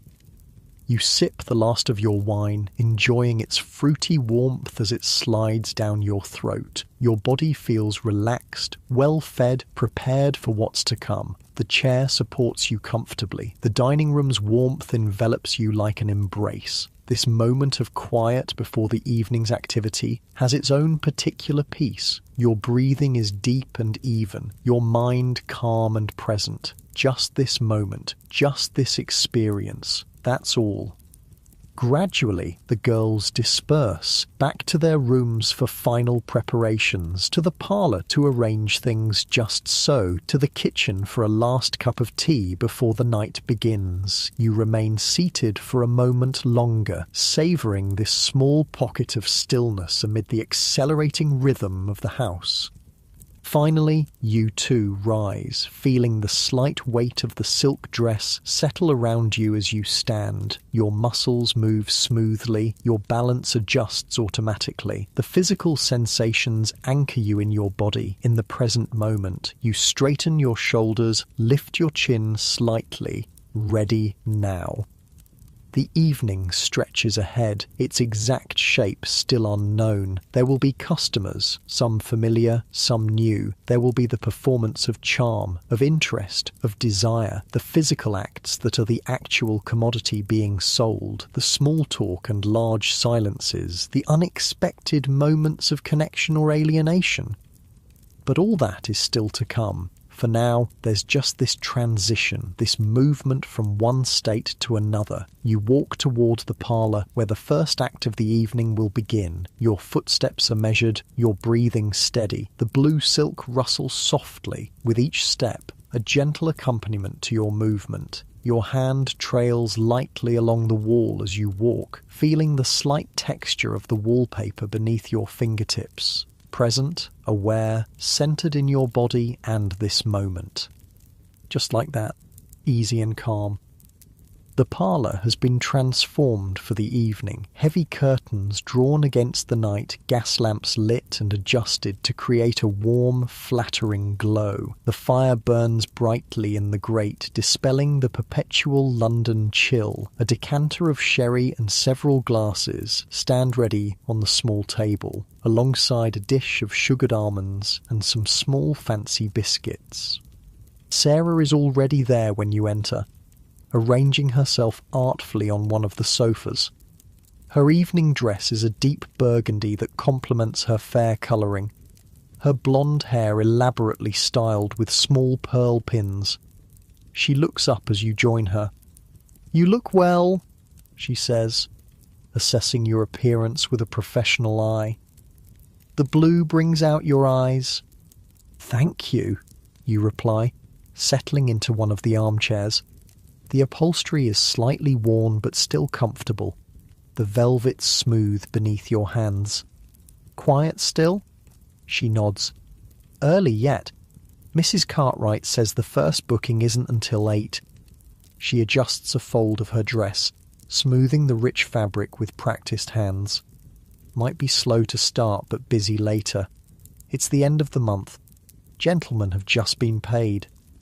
This practical observation reminds you of Sarah's background. She worked as a clerk in a draper's shop before entering this life and still has a head for figures and business patterns. It's why Mrs. Cartwright trusts her with the account books sometimes. The conversation drifts to ordinary topics as you both wait. A new shop that's opened nearby. Speculation about whether Cook's persistent cough needs medical attention. Whether the coal delivery will arrive tomorrow as promised. normal concerns, domestic matters. The kind of talk that might happen in any household.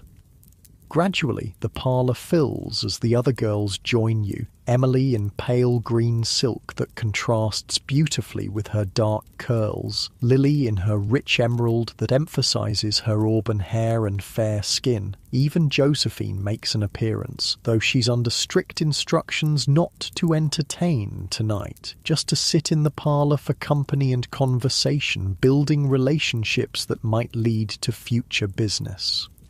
Mrs. Winters brings in tea, another part of the evening ritual. Unlike the plain pottery mugs used during the day, the evening tea is served in proper china cups, thin enough that the lamplight shines through them when raised. The tea itself is the same, but the presentation elevates it, creates the atmosphere of refinement that Mrs. Cartwright insists upon. You take your cup, feeling its delicate weight in your hand, the warmth seeping through the fine porcelain to your fingers. The rim is smooth against your lips as you sip, the familiar taste both comforting and stimulating. The ritual of it, the careful holding, the measured drinking, helps settle you into the evening's mindset. Each small movement deliberate, controlled, conscious. The conversation ebbs and flows around you, a pleasant background to your own thoughts. Your body feels relaxed but alert, ready for the evening's work but not tense or anxious. The corset provides gentle support, the silk dress a pleasant sensation against your skin. You're aware of your posture, maintaining the elegant line that's been trained into you over these 2 years. Back straight, but not rigid, shoulders back, chin slightly lifted. The hallway clock strikes 8, its chime resonating through the house. Almost simultaneously, there's a knock at the front door, the first customer of the evening arriving. Mrs. Cartwright appears in the parlour doorway, her purple silk rustling impressively as she moves. "Emily, Mr. Harrington has arrived. He's asked for you specifically." Emily sets down her teacup with a small nod, rises gracefully, and follows Mrs. Cartwright out. The transaction will take place in the madam's private office. Money exchanged, specific requests noted, boundaries established. Then, Emily will escort Mr. Harrington upstairs to her room. Not the blue room of daytime visitors, but her own personal space, prepared for evening clients with fresh linens and additional touches of luxury. A small vase of flowers, a bottle of cologne, perhaps a few drops of scented oil in the lamp to perfume the air subtly. The remaining women continue their quiet conversation, but there's a shift in energy now. The evening has officially begun. Any minute, the door might knock again, bringing another customer. Another assignment. Sure enough, barely 10 minutes pass before the knock comes again. This time it's Sarah who is summoned, a regular client, Mr. Lawrence, who visits every other Tuesday with reliable punctuality. Lily leans toward you after Sarah leaves, her voice low.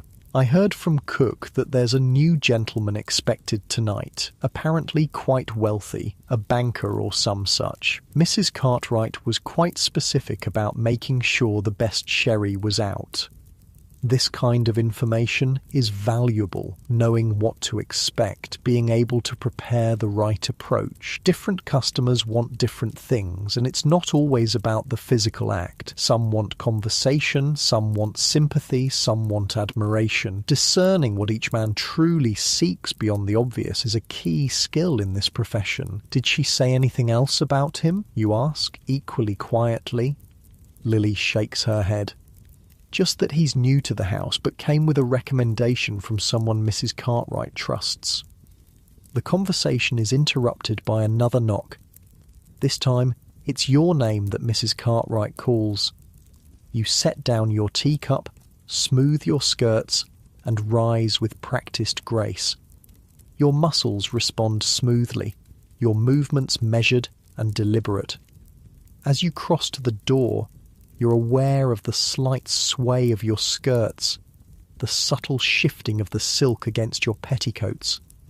Each step grounded, balanced. In the hallway, Mrs. Cartwright waits with a gentleman you don't recognise.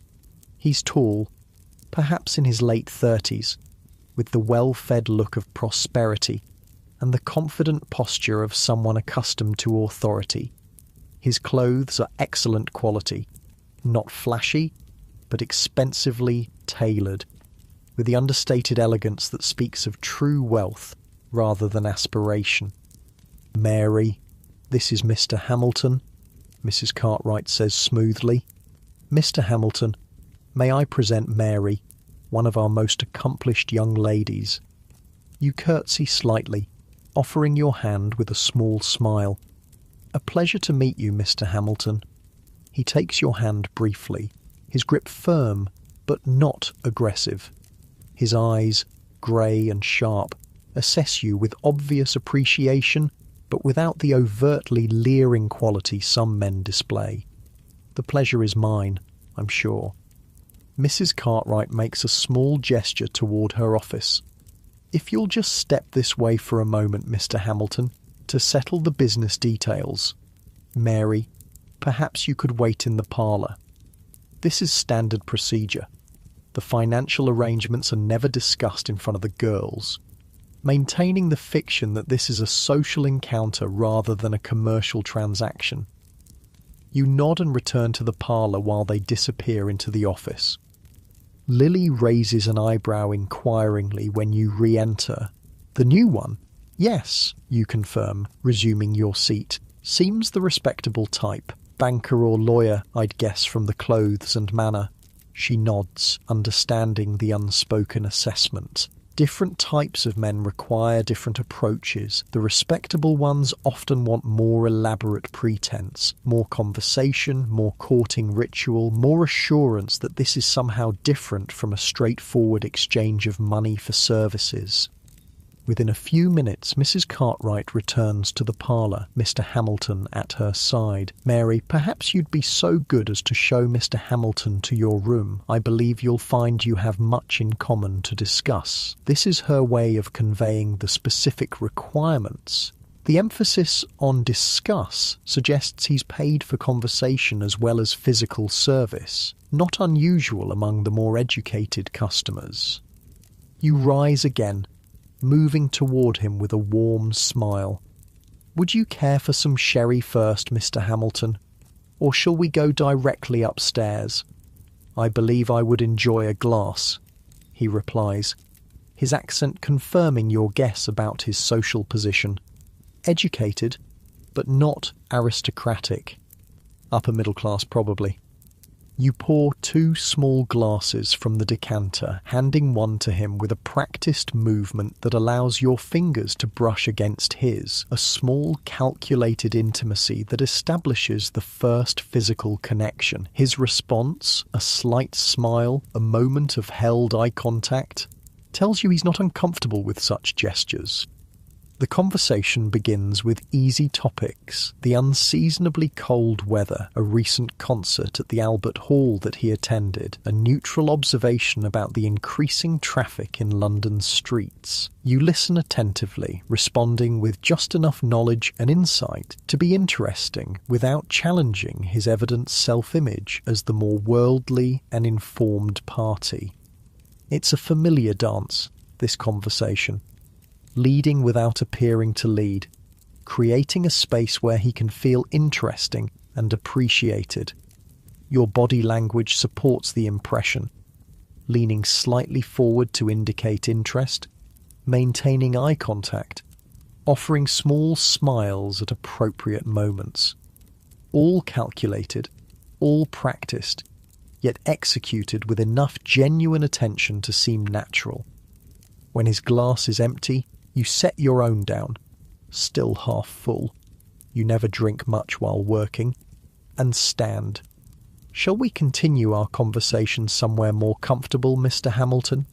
He nods, rising as well. "Lead the way, my dear." Your room is on the 2nd floor, at the back of the house.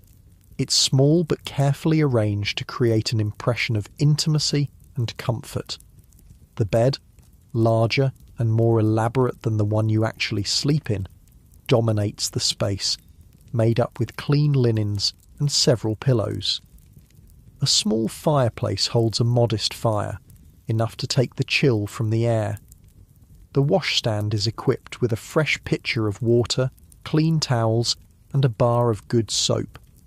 A screen in the corner provides a semblance of privacy for undressing. The gas lamp is turned low, creating a gentle, flattering light that softens imperfections and creates an atmosphere of warmth. A small vase of hothouse flowers, an extravagance, but one that Mrs. Cartwright considers worthwhile for evening clients, adds a touch of colour and scent. Mr. Hamilton looks around with approval. "Charming," he comments. "Quite charming." "Thank you," you reply, closing the door softly behind you. "Please, make yourself comfortable." What follows is the standard pattern of such encounters. More conversation, growing gradually more personal. The slow transition from talking to touching. The negotiation, unspoken but clear, of what will and won't happen. The physical act itself, performed with professional skill and apparent enthusiasm. Mr. Hamilton proves to be a considerate partner, not rough or demanding, mindful of mutual pleasure even in this purchased intimacy. When it's over, he doesn't immediately withdraw but lingers, an arm draped casually across your waist as you lie beside him in the rumpled bed. "You're very good at what you do," he says after a while, his voice thoughtful rather than lascivious. "Thank you," you reply simply. There's no point in false modesty or elaborate denials. You are good at this work, having learned its skills as diligently as you once learned sewing. "How did you come to be here?" he asks, his tone curious but not judgmental. "If you don't mind my asking, you seem different from what I expected." This question is not uncommon from new clients. They want to hear a story, usually one that confirms their preconceptions or satisfies some particular narrative they find appealing. The seduced innocent, the fallen lady, the secretly passionate woman who couldn't be contained by conventional society. You could invent such a tale easily enough, but something about his manner, genuinely interested rather than pruriently curious, inclines you toward a version closer to truth. "I was a seamstress," you tell him, your voice matter of fact. "The pay wasn't enough to live on, not really. 16 hours a day, eyes straining in bad light, fingers bleeding in winter, and still never quite enough for rent and food." You pause, feeling the memory's distant echo. "This pays better. The hours are shorter, the conditions more comfortable." He's silent for a moment, his expression thoughtful. "A rational economic decision, then?" "Yes," you agree, though not one society views rationally. This small philosophical exchange seems to interest him.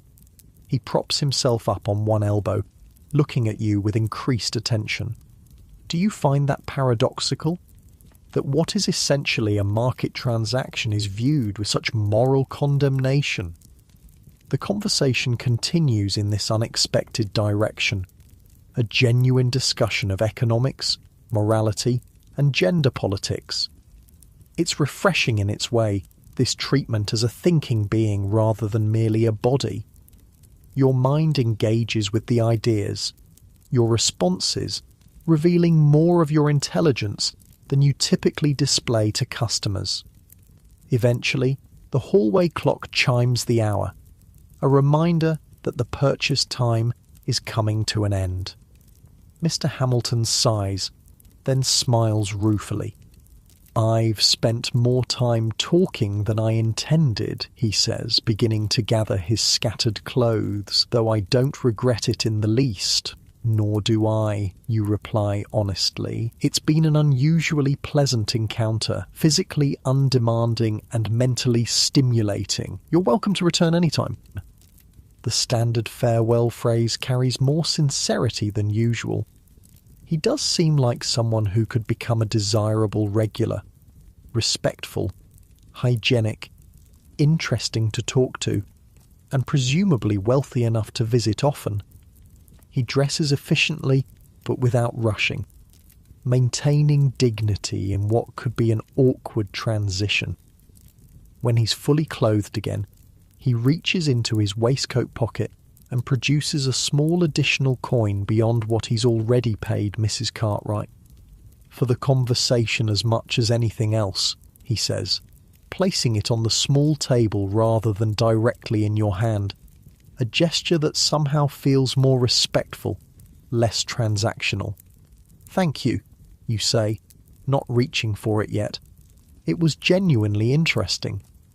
He nods, seemingly pleased by this response. Perhaps I'll return next week, if that would be convenient. I'd be delighted, you tell him, the professional phrase again carrying unusual truth. With a final smile and slight bow, he leaves.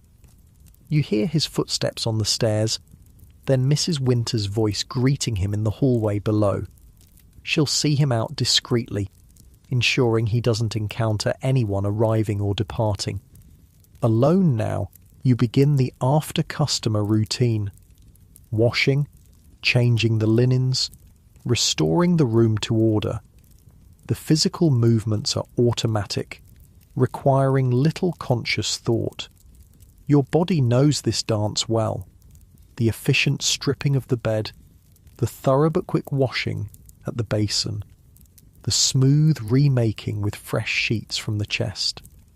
The repetitive actions are almost meditative, allowing your mind to drift. The encounter with Mr. Hamilton was unusual enough to prompt reflection. The genuine intellectual engagement, the treatment as a person with thoughts worth hearing, these are rare in this life. Most men want fantasy, escape, physical release. They don't want real conversation, real connection.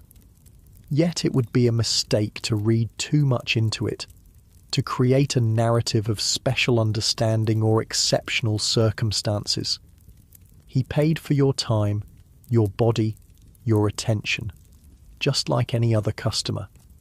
That he chose to use some of that time for conversation doesn't fundamentally change the nature of the transaction. This clear-eyed assessment isn't bitter or sad, just realistic. You've survived in this life partly by maintaining such boundaries, such clarity about what is and isn't real. It protects you from the dangers of false hope, of misplaced emotional investment. The room restored to order, you check your appearance in the small mirror. The encounter was relatively gentle, requiring only minor repairs to your hair and dress. A few pins repositioned, a crease smoothed away, a touch more colour to your lips. Ready again. Before returning downstairs, you take a moment just to breathe, to centre yourself. Standing in the middle of the room, feet planted firmly on the floor, you close your eyes briefly. In through your nose, out through your mouth. Slow, deep breaths that expand your ribs against the gentle constraint of the corset. A conscious relaxation of your shoulders, your jaw, the small muscles around your eyes. This moment of deliberate stillness helps separate the encounters. Mr. Hamilton is now past. Whoever comes next is not yet present. Just this breath, this moment of being only yourself, belongs entirely to you. You feel the solid floorboards beneath your feet, the slight movement of air against your skin, the rise and fall of your chest with each breath. Present, grounded, centred. The hallway clock chimes the half-hour, pulling you back to awareness of time passing. You open your eyes, take one more deep breath, and move toward the door. The silk of your dress whispers around you as you walk, a gentle accompaniment to your movement. Your hand on the doorknob is steady, your posture balanced and poised, ready for whatever, whoever comes next. The house has taken on its full evening rhythm now. As you descend the stairs, you can hear multiple voices from different rooms, the murmur of conversation, an occasional laugh, the clink of glasses. The business is in full flow, the carefully orchestrated dance of supply and demand, desire and fulfillment, fantasy and reality playing out behind multiple closed doors. In the parlour, you find Lily alone, rearranging the sherry glasses and straightening the cushions between customers. She looks up as you enter, her expression brightening. "There you are. How was the banker man? Cook was right about him being wealthy. Did you see that gold watch chain?" You smile, settling onto the sofa beside her. He was fine, talkative, intelligent, might become a regular. She nods, understanding all the unspoken assessment in these simple phrases. "Lucky you. I had old Mr. Watson again.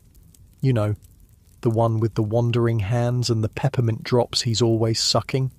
Breathes like a steam engine, that one." This exchange of information is partly practical, partly the ordinary sharing of workplace experiences. There's comfort in it, in the unspoken understanding between women who share this particular life. No need to explain, to justify, to defend. Just acceptance of the reality you all navigate. The fire in the grate has burned down somewhat, creating a softer, more mellow light. Lily rises to add another small log, her movements economical and practiced. The fresh wood catches quickly, sending up a small flare of brighter flame before settling into a steady burn. You watch the fires dance, letting your gaze soften, your thoughts quiet. The warmth reaches you even several feet away, a gentle caress against your skin. The parlour smells of wood smoke, sherry, the subtle perfumes worn by the girls, and the lingering scent of the hothouse flowers arranged in a vase on the mantelpiece. Familiar smells, comfortable in their associations. Your body feels pleasantly tired but not exhausted. The kind of physical awareness that comes from being active but not strained. The silk dress holds you gently.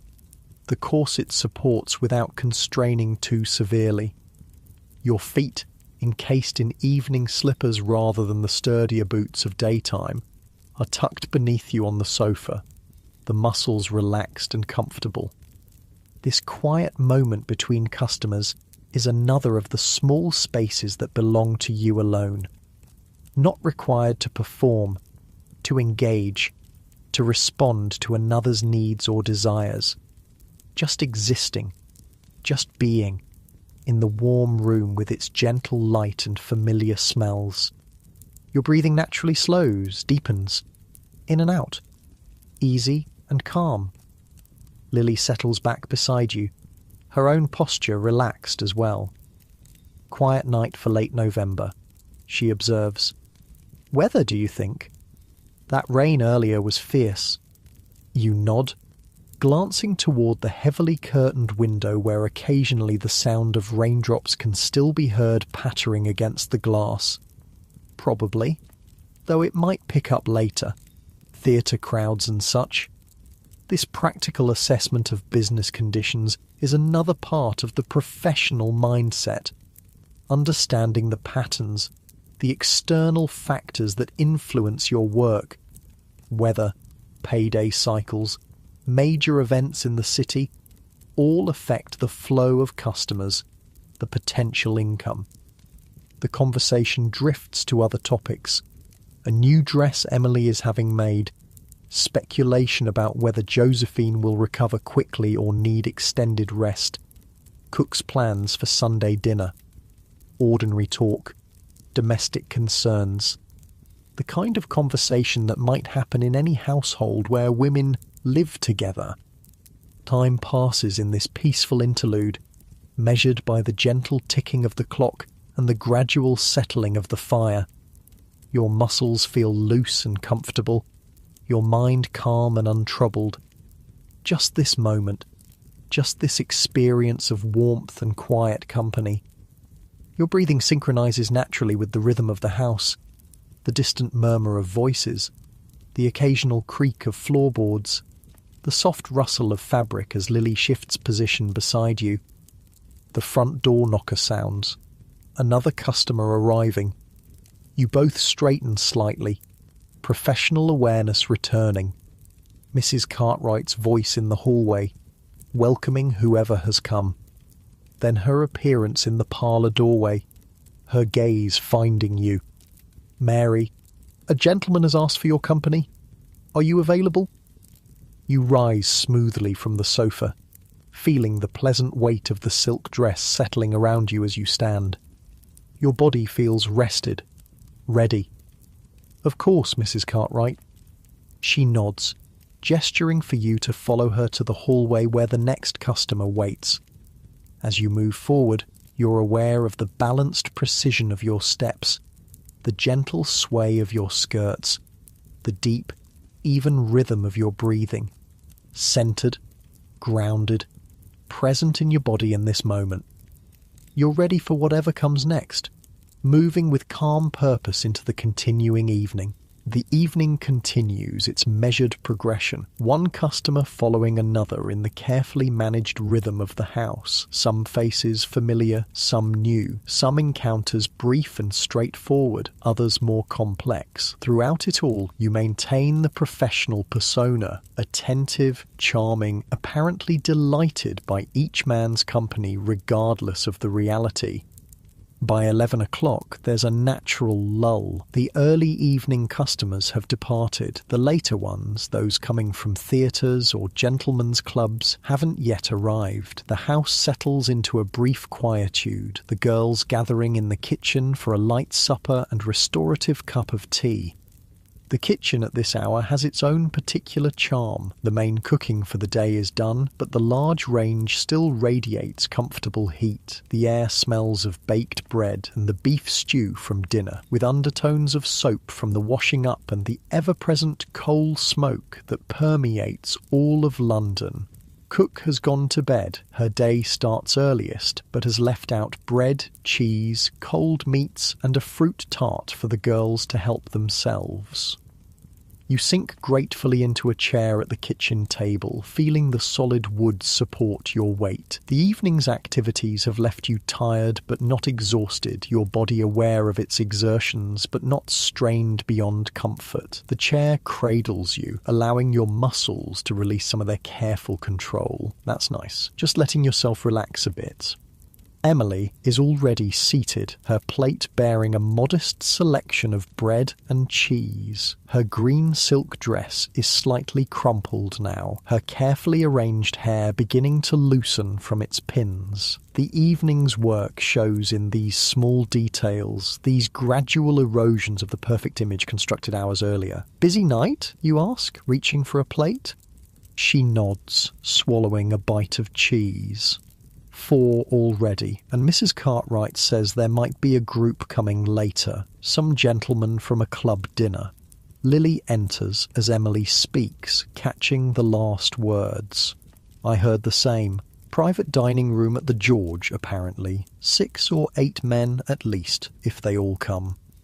This news prompts mixed feelings. More customers means more income, but also more work when you're already feeling the evening's effects. Still, it's what you're here for, the purpose of this life. You select some bread, cheese, and a slice of cold beef, arranging them neatly on your plate. The simple food is appealing after the evening's exertions, substantial, satisfying, no pretense or performance required in its consumption.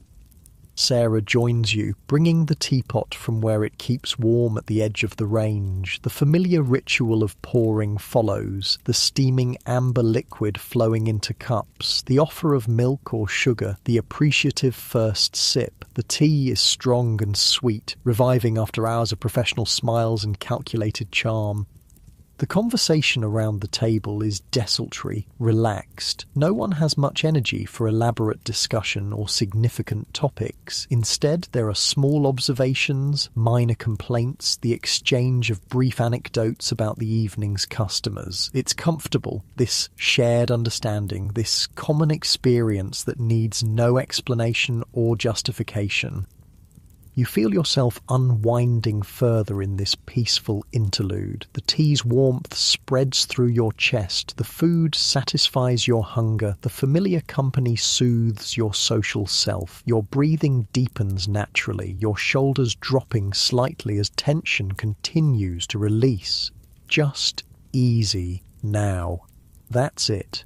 Too soon, the respite ends.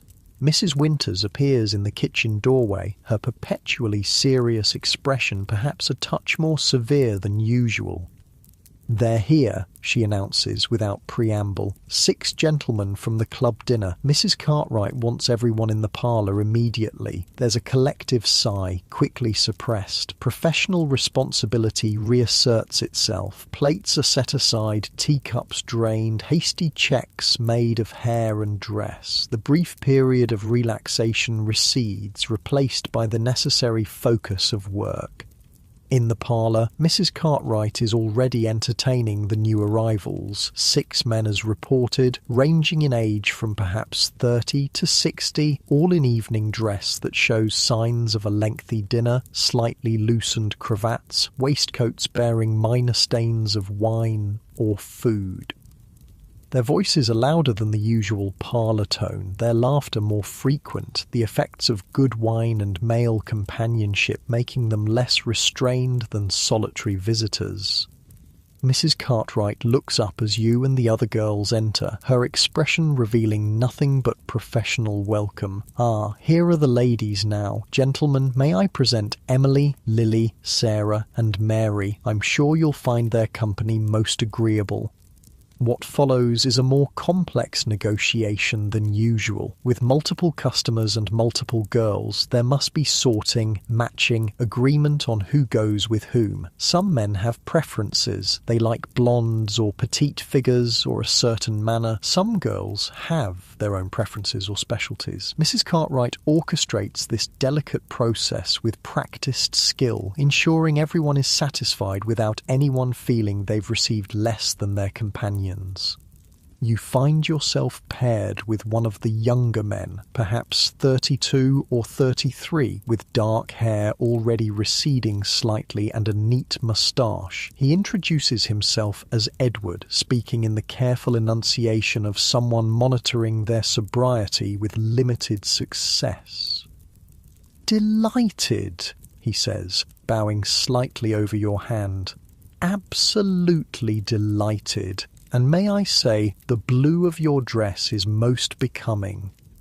The standard compliment is delivered with sufficient warmth to suggest he actually means it, or at least believes he does in this moment. You smile, thanking him with the practiced grace that such comments always receive. The professional machinery of your mind is already assessing, categorizing, planning the approach. Slightly drunk but not incapacitated, eager but not aggressive, probably married. There's a pale band on his finger where a ring has been recently removed. The conversation that follows is predictable in its progression. Light social topics giving way to more personal observations, the gradual introduction of flirtatious elements, the subtle transition from talking to touching. Your body performs its role automatically. The right expressions, the appropriate responses to his increasingly bold compliments, the carefully calculated physical proximity that encourages without promising too much too soon. Eventually, the moment arrives when the parlour conversation has served its purpose. Like a well-rehearsed play, all the couples reach this point within minutes of each other, pairs rising from chairs and sofas, moving toward the hallway and the stairs beyond, each girl leading her customer to the appropriate room. The encounter with Edward is unremarkable, neither particularly pleasant nor especially difficult. He's too affected by wine to prolong matters, too conventional to request anything unusual. When it's over, he falls into a light doze, his breathing deep and regular beside you in the rumpled bed. You lie still for a few moments, giving yourself this small period of rest. The room is warm from the fire and recent activity, the air heavy with the mingled scents of sex, cologne, and the lingering trace of your lavender water. Outside, rain has begun again, pattering against the window in an irregular rhythm. Distant sounds filter through the house, voices, laughter, the creak of floorboards as someone passes in the hallway. Your body feels the familiar sensations of these moments after, the slight stickiness of skin, the particular muscular awareness that follows such activities, the gradual return to normal breathing. Not unpleasant, just physical realities, the body's honest responses beneath the professional performance. Edward stirs beside you, moving from doze to wakefulness with a small start.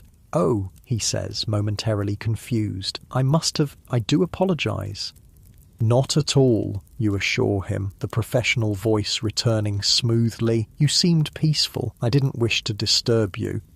He smiles, relieved by this gracious interpretation of his brief lapse. The aftermath proceeds according to the usual pattern. Brief, slightly awkward conversation, the careful separation of bodies, the methodical reclaiming of scattered clothing. You help him with his cravat, your fingers deft with the familiar knot. He thanks you with genuine gratitude for this small service, for the larger one preceding it, for the entire constructed experience that allows him to return to his normal life with certain needs satisfied and his self-image intact. Once he's gone, you perform the now familiar routine of restoration, washing, changing linens, ordering the room. The physical actions are automatic, requiring little conscious thought. Your body knows these movements, performs them with economical grace while your mind drifts in the quiet aftermath. It's been a long day, you realise, from the early morning awakening through the various phases, chores, doctor's visit, afternoon customer, evening preparations, multiple evening clients, each requiring different aspects of yourself, different kinds of attention and performance. The accumulated weight of all these hours, all these interactions, settles into your awareness as a profound physical and mental fatigue. Not an unpleasant feeling, this particular tiredness. There's satisfaction in it. Work completed, income earned, challenges met. Your body feels thoroughly used but not abused. Your mind weary but not distressed. Just the natural exhaustion that follows sustained effort and attention. The body and brain signal that rest is now required. The clock in the hallway chimes 1, morning already, technically, though still the depths of night by any practical measure. The rain continues its gentle percussion against the window, now joined by the distant rumble of thunder, a proper storm developing by the sound of it. You finish the room's restoration and check your appearance one final time. The blue silk dress is definitely showing the effects of the long evening. Small creases set in, a slight loosening of the careful fit. Your hair has partially escaped its pins despite repeated adjustments, and the subtle cosmetics have worn away to almost nothing. Still presentable, but the immaculate image of early evening is long gone. Returning downstairs, you find the parlour empty except for Mrs. Cartwright, who sits in her customary chair completing some notes in her account book. She looks up as you enter, her shrewd eyes taking in your appearance with a single glance. "I believe that's all for tonight, Mary," she says, her voice showing the first hints of her own fatigue. "The last gentlemen have gone, and I don't expect more at this hour, especially with the weather turning." Relief flows through you at these words. Permission to end the workday, to shed the professional persona, to retire to the privacy of your own true bed and genuine rest. Thank you, Mrs. Cartwright. Shall I help with anything before going up? She shakes her head, closing her book with a decisive movement. No need. Mrs. Winters has seen to the doors and windows. Cook will handle things in the morning as usual. She rises, smoothing her purple silk with automatic precision. Good night, then. Good night, Mrs. Cartwright. This brief exchange marks the official end of the working day, the transition back to private existence. You climb the stairs to the top floor, each step requiring slightly more effort than it did hours earlier. Your body is definitely ready for rest, the accumulated fatigue of the day making itself fully known now that professional demands have ceased. The bedroom you share with Lily welcomes you with its familiar simplicity. No customers ever come here. This is purely private space, the one place in the house that belongs just to you and your roommate. The two narrow beds with their plain cotton sheets and wool blankets. The small chest where your daytime clothes and few personal possessions are stored. The washstand with its ordinary pottery basin rather than the fine china of the customer rooms. Lily is already here, seated on her bed in her nightdress, brushing out her long auburn hair with slow, tired strokes. She looks up as you enter, offering a smile that carries all the shared understanding of your common life. "Finished for the night?" she asks, continuing her brushing. "Yes, thank God." Mrs. Cartwright says that's all. With the storm coming on, you begin the process of undressing, your fingers working at buttons and hooks with automatic skill despite their tiredness. "How was your evening?" She shrugs, the gesture eloquent in its simplicity. "The usual. Nothing remarkable. Made decent money, though. That last one was generous." This exchange of minimal information is enough. You both understand the reality behind the brief words, the complex experiences condensed into these simple phrases. There's comfort in this shared knowledge, this lack of need for explanation or elaboration. The blue silk dress comes off with relief, the corset following with even greater satisfaction. Your lungs expand fully for the first time in hours as the restrictive garment is set aside. The cool air of the bedroom feels wonderful against your skin, a small physical pleasure that belongs entirely to yourself.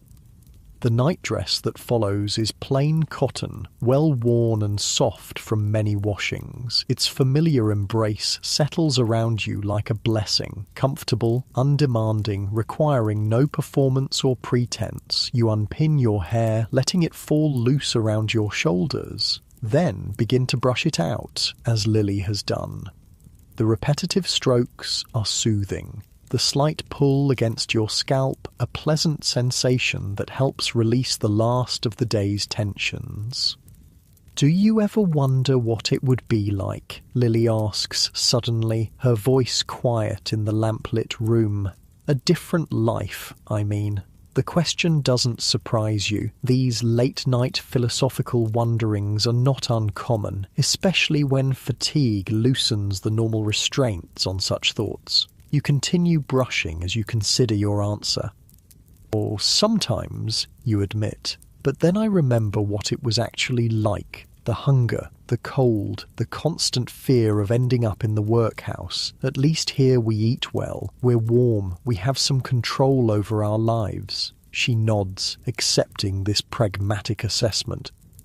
"I suppose that's it, isn't it? Not good versus bad, just different kinds of difficult, different prices to pay."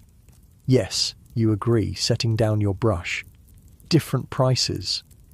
This small moment of shared reflection feels valuable, an acknowledgement of the reality you both navigate without either romanticism or despair, just clear-eyed understanding of the world as it is, the choices available to women like yourselves in this time and place.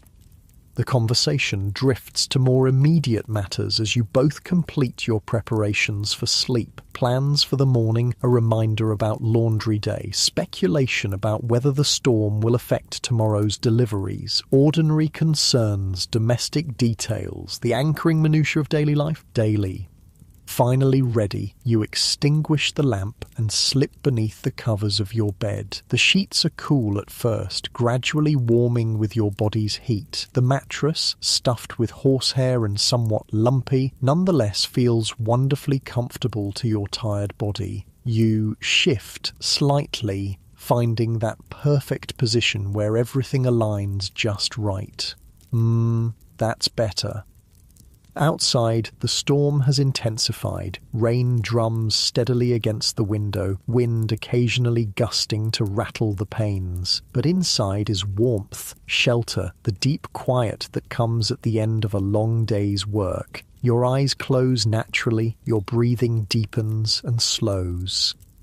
Lily's voice comes softly through the darkness. "Night, Mary."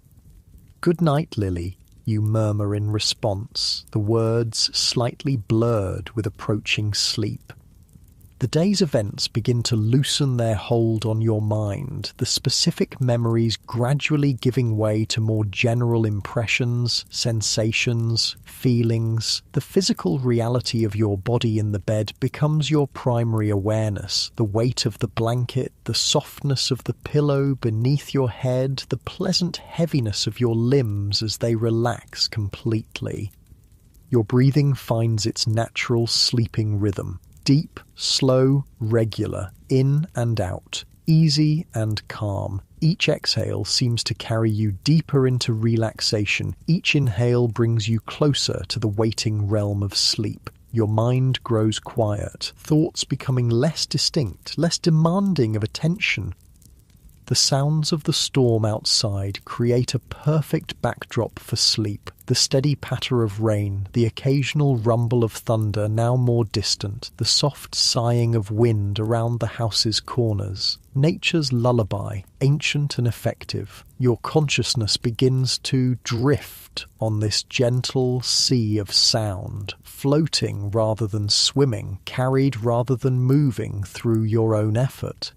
In this drowsy state, at the threshold of sleep, a kind of wisdom sometimes emerges, not the sharp clarity of full wakefulness, nor the chaotic imagery of dreams, but something in between, a perspective that sees beyond the immediate struggles and small victories of daily existence, to the broader patterns of human experience.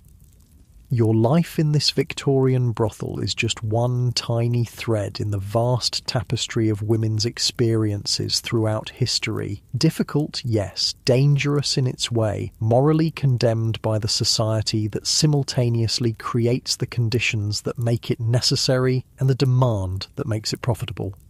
But also a place of certain freedoms unavailable elsewhere. Economic independence, however limited, female solidarity, however complicated by competition, control over your daily existence, however constrained by larger social forces.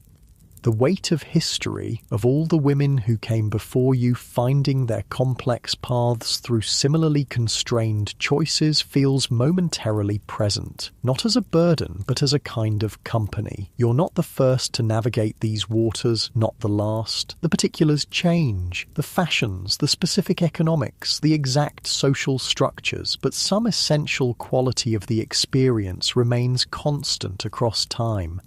This thought brings a strange comfort as you sink deeper towards sleep. Your breathing gets even slower, your body heavier against the mattress, so comfortable now, just letting go completely. The Victorian world outside continues its complex dance. The strict social hierarchies, the profound inequalities, the elaborate hypocrisies that allow it all to function. But here in this room, in this moment, there's just the simple reality of a human body needing rest, a mind seeking the renewal of sleep. The most basic requirements of existence, unchanged since the beginning of humanity. Your awareness of the room grows dimmer as sleep approaches more closely. The physical sensations of the bed, the sounds of the storm, even the awareness of your own breathing, all begin to fade, to recede like a tide pulling back from shore. What remains is just a gentle, floating feeling, a peaceful drifting toward unconsciousness. Sleep now. Let yourself sink deeper into that perfect relaxation. Your eyelids are heavy, so heavy it would take too much effort to open them now. Your limbs feel pleasantly weighted, impossible to move, even if you wanted to, which you don't. You just want to drift all the way down into deep, restful sleep. That's it. Just let go completely. The day is done. The work is finished. Nothing more required of you now except to rest, to renew, to dream perhaps of different possibilities, different worlds, but for now, just sleep. Deep and peaceful, easy and calm. Sleep now. Sleep well. Drifting deeper with each breath, down and down into perfect, complete rest.